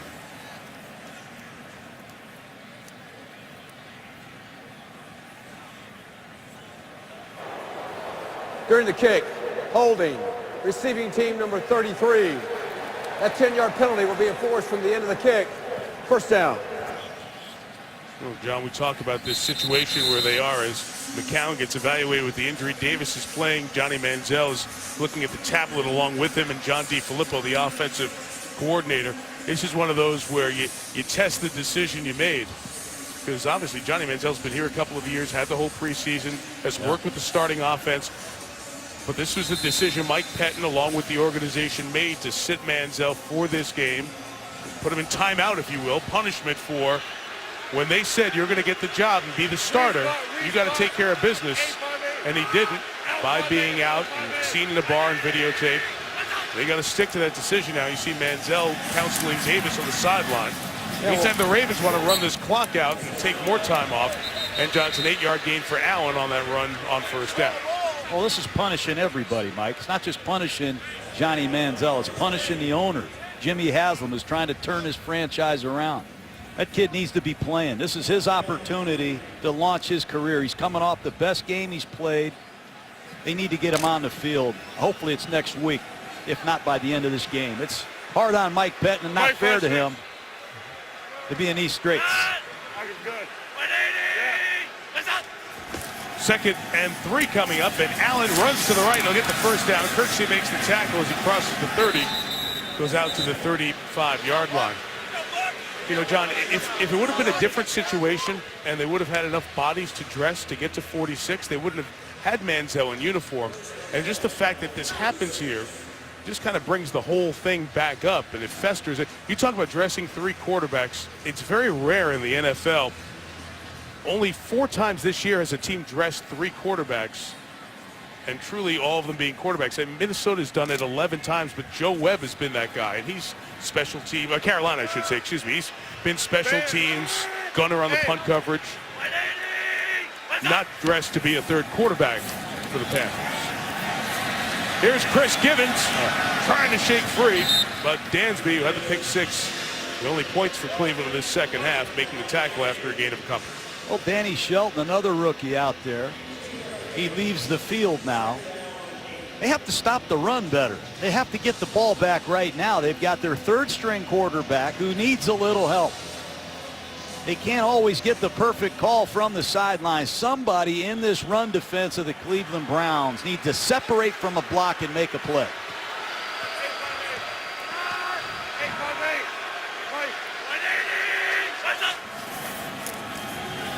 Second and 8, Terrence West only get to the 40-yard line with 6 minutes to go. Cleveland sitting on all 3 of their timeouts. So they'll have plenty of time whether they get it here or on the next drive. They got to stop Schaub and the Ravens first. Here comes Armani Bryant, number 95. He's going to be one pass rusher on the outside. Kruger is going to be on the opposite side. Game's on the line. A lot of backup players playing for the Ravens. Cleveland needs to turn loose the rush.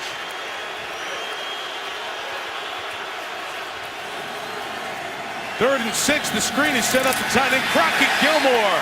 Terrific open field play by Tashawn Gibson, who's had a standout evening for the Browns and will force the punt. That's why he was in the Pro Bowl last year. Another undrafted player out of Wyoming. Watch Gibson read this screen, slip a block, and make a beautiful one-on-one tackle to give his Browns a chance. And here's Benjamin. Travis Benjamin has 3 punt returns in his career for touchdown.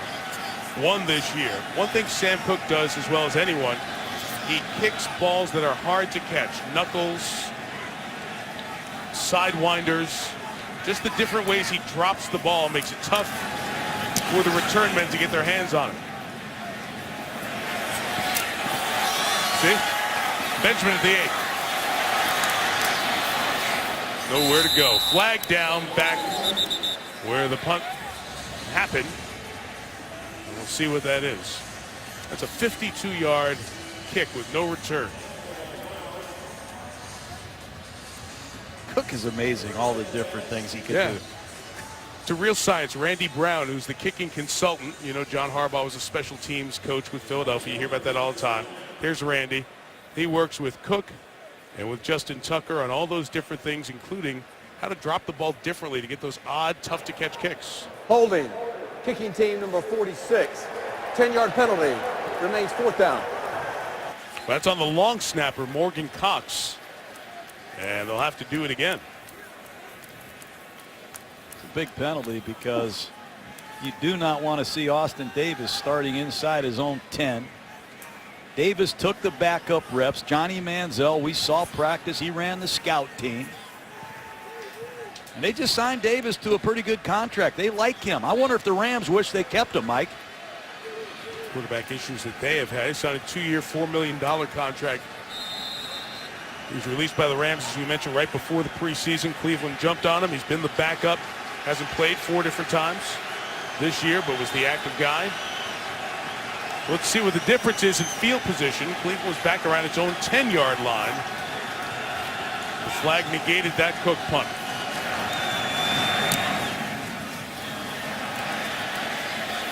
Fair catch, 29-yard line. So much better field position. 20 yards better. Austin Davis tries to tie the game for the Browns. ESPN's Monday Night Football is brought to you by Gillette. 25 million guys have switched to the Gillette Flex Ball. Will you? And NFL.com/now. Watch what's trending in the NFL with the all-new NFL Now. Stadium Mustard, John. Manufactured since 1890. It's served in stadiums and arenas throughout the country. Oh, boy. Start here in Cleveland. I would do anything for a hot dog with that stadium mustard. Well, you sampled it earlier at halftime. I put it on my for you? French fries, my chicken fingers. I even put it on a slice of pizza, but I want a hot dog with that mustard. We'll do that. That's on the bus after the game on the way back to the hotel. Here's Austin Davis. Remember, with the Rams, beat the Seahawks last year, trying to get this game tied for the Browns. Nothing going with Barnage. Darius Webb comes up to chop him down. No gain. Cleveland looking everywhere for a playmaker, and you see Duke Johnson checking back into the ball game. Here's Barnage on a flat route, but Darius Webb has done it well for a long time.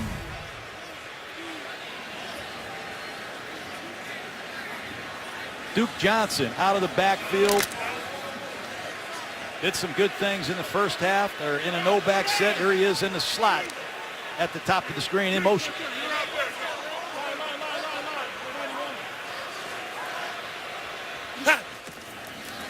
Second and 10. Trying to set up that screen. Able to get it to Johnson. Trying to retreat. Sharice Wright not going to let anything happen. That is a loss of 10. Bad decision by Johnson to retrace his steps. But Sharice Wright and Darryl Smith, watch the effort of the Baltimore Ravens. And you tell me they're a 3-7 football team. They're playing like it's the AFC Championship game. They're playing hard. They're playing together, and I'm impressed. Right with the tackle. They gave him forward progress to the 20 as he was retreating and pulled back at the 19. In any case, it is 3rd down and 19. Davis middle. It's caught 5 short of the first down with Hartline. It's 4th down, 2:42 to go. And 3 timeouts, and the Browns going to go here. You just wonder, where is Dwayne Bowe? They brought him in here, $9 million contract from Kansas City. He's over on the sideline. He's not even a part of this team. It's really discouraging to see Manziel and Dwayne Bowe in this situation, not even a part of the action. Well, it's 4th and 5.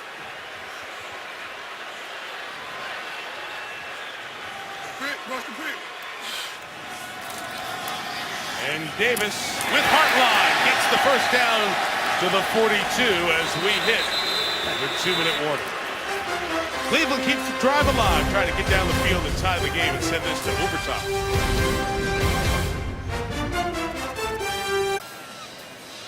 Getting ready to say goodbye to Week 12 in the NFL, and hello, December. Hi, everybody. I'm Steve Levy. Make sure you stay tuned after the game. Sports Center at night, the GMC postgame report. I'll be joined by the fellas, Ray Lewis, Trent Dilfer, and Steve Young. We'll break it all down. Maybe some Johnny Manziel conversation as well. The Warriors looking for 19-0, and SVP sits down with Michigan State quarterback Connor Cook. All coming up, Sports Center at night immediately following Monday Night Football. Mike and John, take us home. All right, Leaves, thank you. Another Monday night, another game in the balance as we hit the 2-minute warning. Cleveland at 3rd and 19. Riggin. Picked up 2 plays to keep this drive going from their own 42. Austin Davis, Travis Benjamin out of bounds to the Ravens side of midfield at the 42-yard line. Austin Davis walked up there, read that Raven blitz, communicated the protection, and throws a beautiful timing pattern to his left. For a clock stoppage and a first down. Nice work. He converts on 4th down. He handles pressure coming out of the timeout, and he has Cleveland on the move. Impressive for Davis out of Southern Miss. Riggin. 4th year in the league, 26 years old. Pressure comes, he gets picked up. Davis steps up, middle of the field. Benjamin, touchdown! I love it. Here's the blitz coming from the wide side of the field. You heard him fix the protection. Back comes across the formation, handles it, and he finds a wide open Benjamin down the seam. I think Pettin would go for 2 here. 27-26, they are going to go for 2. Watch the back come across the formation. That's a rookie, Duke Johnson, picking up the blitz, and Austin Davis rips the Ravens, and they change their mind, Mike. Now they come out for the extra point. You get all excited. Well, he told everybody 2, sends everyone out there, and then here comes the kicking unit. Well, you have to think about it. When it's a 33-yard extra point, you think about things.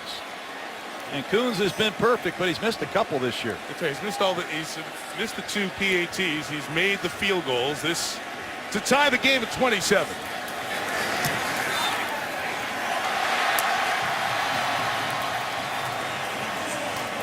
Austin Davis hit all 6 passes, 71 yards. He and Benjamin hook up and square the game at 27. Well, you're going to see Benjamin right down the seam, but what impresses me is the pickup by Duke Johnson. And Austin Davis trusted it. He knew it was going to be picked up. He pushed forward in the pocket, threw a perfect pass, and Travis Benjamin continues to ring people up. How about Austin Davis coming off the bench? That's what I was just going to ask you. Talk about for a quarterback, we have Manziel taking as many reps as he can as he's trying to figure out what's going on. McCown to come in and do that in a 2-minute setting when you don't get a ton of reps doing that. It's hard to do. It's a credit to John DeLaFlippo, the offensive coordinator, this entire Browns offensive coaching staff. If I were Johnny Manziel, I'd do everything right and get back in this offense because they do a lot of good things. They just need some continuity. It's been McCown, Manziel, now Davis, a number of different receivers. They fell way behind 17-3, and they climbed back in at 27-27. Another Monday night thriller, Mike. The line drive would have been returnable, but Mostert didn't make the clean catch, so the Ravens will have the long field to go. He broke most of Brett Favre's records at Southern Miss. Conference USA title game there was with Sam Bradford in St. Louis backing him up. Then was out and was coaching Westminster Christian Academy. We saw him last year. He got back in the mix. He won a game against Tampa. I mentioned the win he had against the eventual NFC champions of Seattle, and signed after he was cut by the Rams. He's got reason to smile. Feel-good moment for a young quarterback with some talent in Austin Davis. Now, Baltimore has been in this situation every game, it feels like, this year. They've got the great closer of kickers in Justin Tucker. They get around the 40. They got a chance to win. What can Schaub do? That Schaub incomplete. Juszczyk was covered. He just got rid of it. Ravens used the timeout on the challenge earlier in this half, so they have 2 timeouts and 1:42 to go. Cleveland Browns have not played good pass defense. They're missing Joe Hayden, their shutdown corner. Gibson, 39, is an interception machine. Can he read Matt Schaub and make a play for Cleveland at crunch time?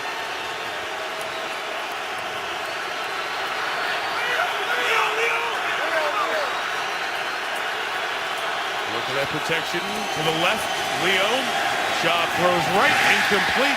It'll be 3rd down here. Remember, Cleveland has its full complement of timeouts. If they can stop them here, chance that they could kick a game-winning field goal. Well, they're walking Paul Kruger around, trying to confuse the Raven protection. And on this 3rd and 10, Danny Shelton is on the field. Shelton has not been a part of their rush package. He's 340 pounds. They need him to push the pocket and get some heat around the corner. Let's see if he can do it.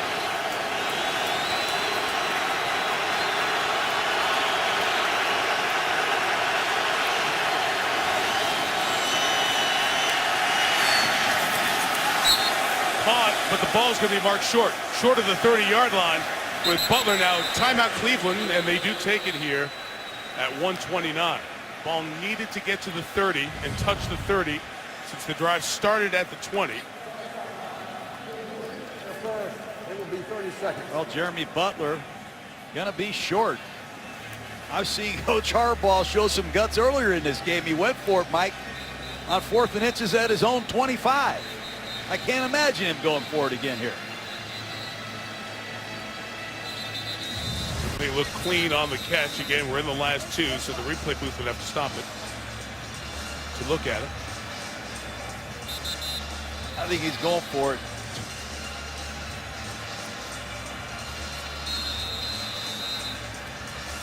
Consultation with Mark Trestman, offensive coordinator, there on the sideline. Trestman's the one whose voice is being heard in the helmet speaker of Matt Schaub. And you'll hear the Cleveland fans on 4th and 1. They snuck it the last time.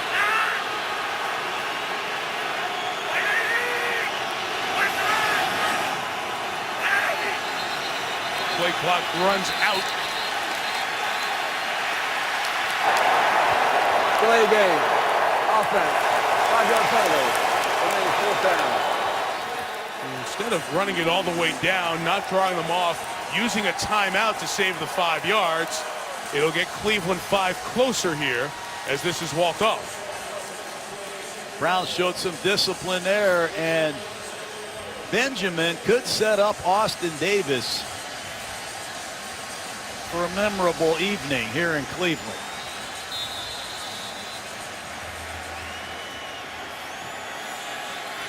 Sam Cook to kick. Benjamin says get away as it goes out of bounds. No return allowed. Let's see where the mark comes. The referee holds up his hand. The official from the side comes up and they sink where the ball should be. The field judge marks it at the 37-yard line. Just a 39-yard kick. And Davis will try to lead them down the field. Here's what he did, completing them all in that last series for the injured Josh McCown. He did an unbelievable job converting a 4th down to Hartline. He stands in there, throws a beautiful timing ball to Benjamin. They pick up the blitz. He pushes forward and finds Benjamin for the tying score. Let's see if the Ravens back off and play a little bit more zone this time. And Travis Coons, the Cleveland kicker, all he needs a field goal for the win. He does not have a big leg, at least hasn't shown it yet this year. His longest attempt is from 44. That was almost intercepted. In and out of the arms of Webb. 2nd down. Dean Pease, the defensive coordinator of the Ravens, has to be kicking himself. So many times the Ravens have dropped interceptions. I think that's 3 tonight. And Ladarius Webb, who had one a couple weeks ago against Jacksonville, knows he should have ended the game there. Dean's wife Mel, Clarence Brooks, the defensive line coach for the Ravens, who are both back in Baltimore. Battling an illness, we wish them both the best. You know, they're watching and hoping with every one of these defensive snaps as Doomerville comes through the middle. meets the quarterback with Jernigan. They combine on a sack back at the 29-yard line. And now John Harbaugh is going to stop it with a timeout with 1:12 to go. He's 5'11", and on these stunts, he blurs the screen. Watch him come on this tackle end. I called a TE stunt. He slips right to the inside. Greco never saw him. Elvis Dumerville, still one of the very best pass rushers. I still am confused on how he got to Baltimore. There was that whole fax issue with Denver back a few years ago. Misses his running mate Suggs, but what do we talk about every week this time? Fourth quarter pass rush. And the Ravens, it's a big reason why they've been a championship football team. They've had the juice in their fourth quarter pass rush at the end of games. Similar situation now for Baltimore with one timeout left. Can they stop Cleveland shy of the first down and get their hands back on the ball? 3rd and 18. There is pressure coming. It's picked up. Davis shot down the sideline, incomplete. Sharice Wright covering Benjamin. No flags. And Baltimore keeps the timeout in their pocket with 1:06 to go. Wow, they blitz Mosley, play man-to-man coverage. And it's Sharice Wright against Travis Benjamin. That's the second time Wright has pinned the undersized Benjamin into the sideline. Here's number 81, Mike. Clay. Yep, 82-yard punt return started proceedings. 5:06 into this one. Andy Lee.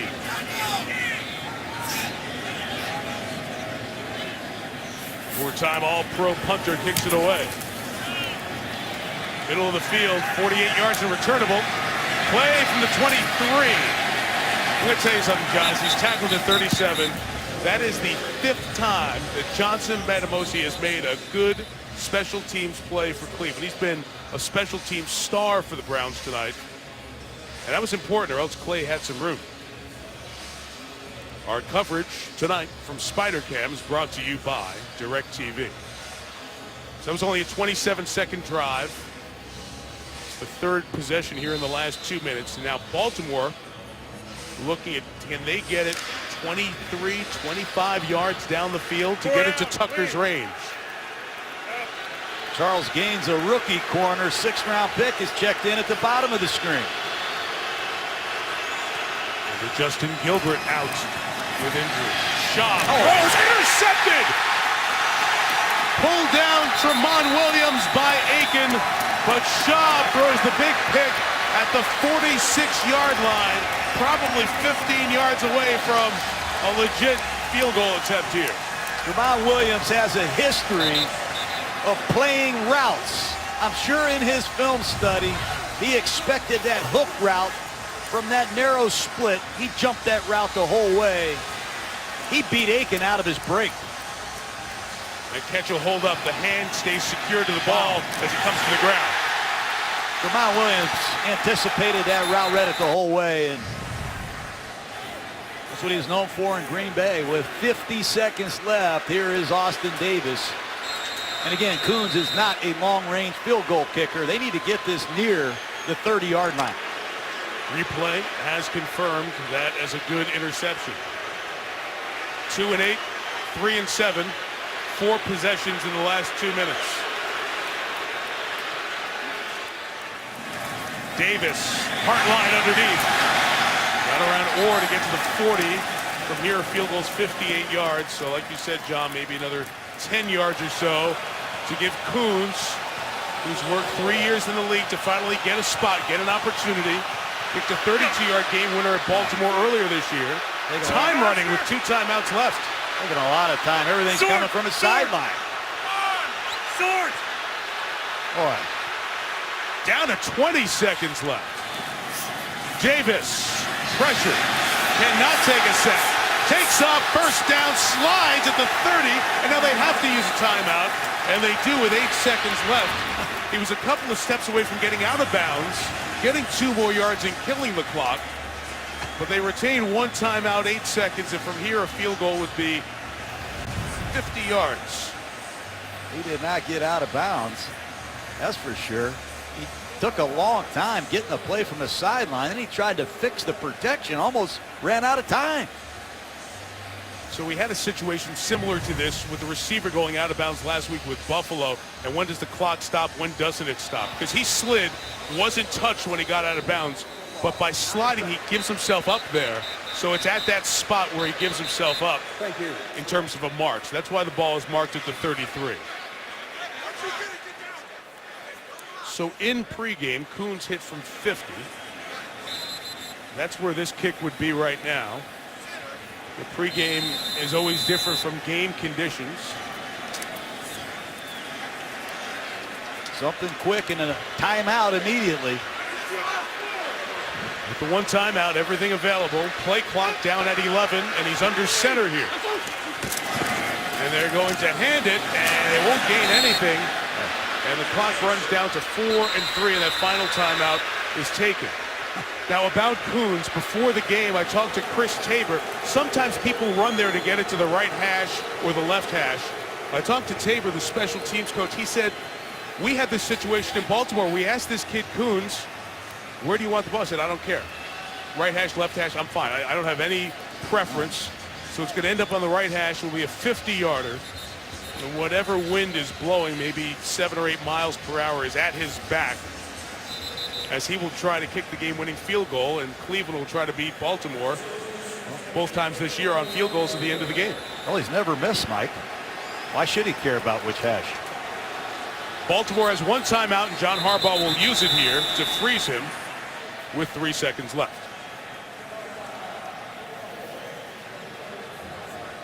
Coons broke an NFL record earlier tonight. 18 straight field goals he has made to start his career. And number 19 will be the most important of his career.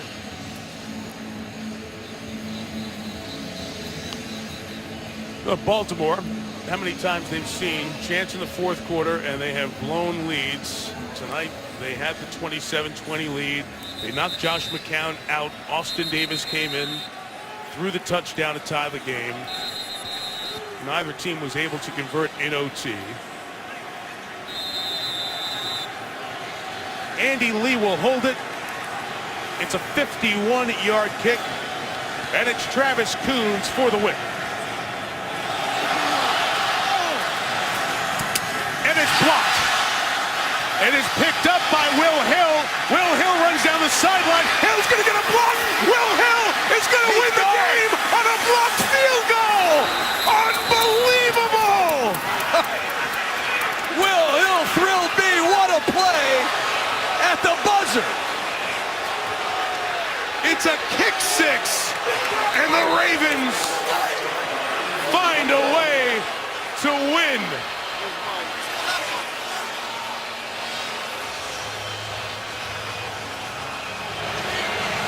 They will kick the extra point. It is a 64-yard return. And now for the moment here, although the coaches are congratulating and consoling each way, they got to clean it up. Let's see who blocked this field goal.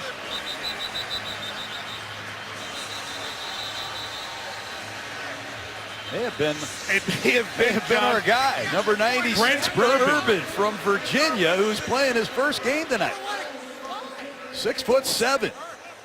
The announcement made by Brad Allen that we need to have the extra point to complete this game. Urban was the 4th-round pick last year. He was on IR all of 2014 with a knee injury. Was put on injured reserve this year, designated to return with a biceps injury. This is his NFL debut tonight, and he blocks it, and Will Hill from Florida takes it back. So the game will start with a punt return touchdown for John Harbaugh, the old special teams coach, and will end on the blocked field goal game-winning touchdown with zeros on the clock. Look at those coaches. I tell you, you got to tip your hat to Harbaugh. That's why he's a world champion. He gets the most out of his players, and they never quit. They might just come out and take a knee here.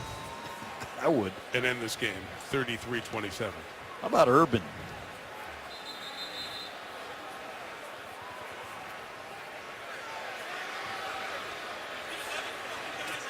Trying to get 11 guys out. That's one of the most bizarre final 2 minutes of a game.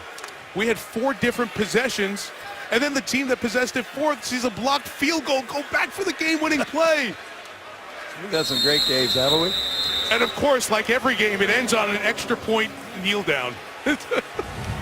33-27. There is Urban. Left hand up, and he gets it. We mentioned Coons doesn't have a big leg, lower trajectory on a kick of 51 yards. What a way to snap that streak of consecutive made field goals to start his career. Perhaps they could have managed that clock better, too. They wasted a lot of time, Mike, with Austin Davis trying to figure out the play and the protection. And you make a mistake, you give somebody a chance, and what a gut-wrenching defeat for the Browns. Here is Lisa Salters with the man who scored the game-winning touchdown, former arena football player Will Hill. Thank you, Mike. Will, take me through that play. What happened? I was praying for a block. And miracle happened. I seen as soon as the block came, ball was coming my way, and I said if I pick it up, I'm scoring. At what point really did you think I could get to the end zone? As soon as I picked it up. Come on, there were a lot of jerseys in front of you. What's that mean? Care about no jerseys? All I seen was touchdown. What does this mean to you, given how hard you've had work playing in Arena Football League, now being here on the big stage? What does this moment mean to you? Oh, it means everything. Just to be out here with these boys, with this organization, going through what we've been going through this whole season, just to fight and come on top. Congratulations. Thank you. Mike? Well, you see 2-8, 3-7, and you say, well, what kind of a game are you going to have? And then somebody invariably says, you know what? You never know what's going to happen. You may see something that you don't ever see. And you do here on Will Hill's return of the block by Brent Urban, 64-yard touchdown. The Ravens go to 4-7, the Browns 2-0. Our final score from Cleveland, Baltimore 33, Cleveland 27. We're back for the Gruden Grinder and then SportsCenter in a moment.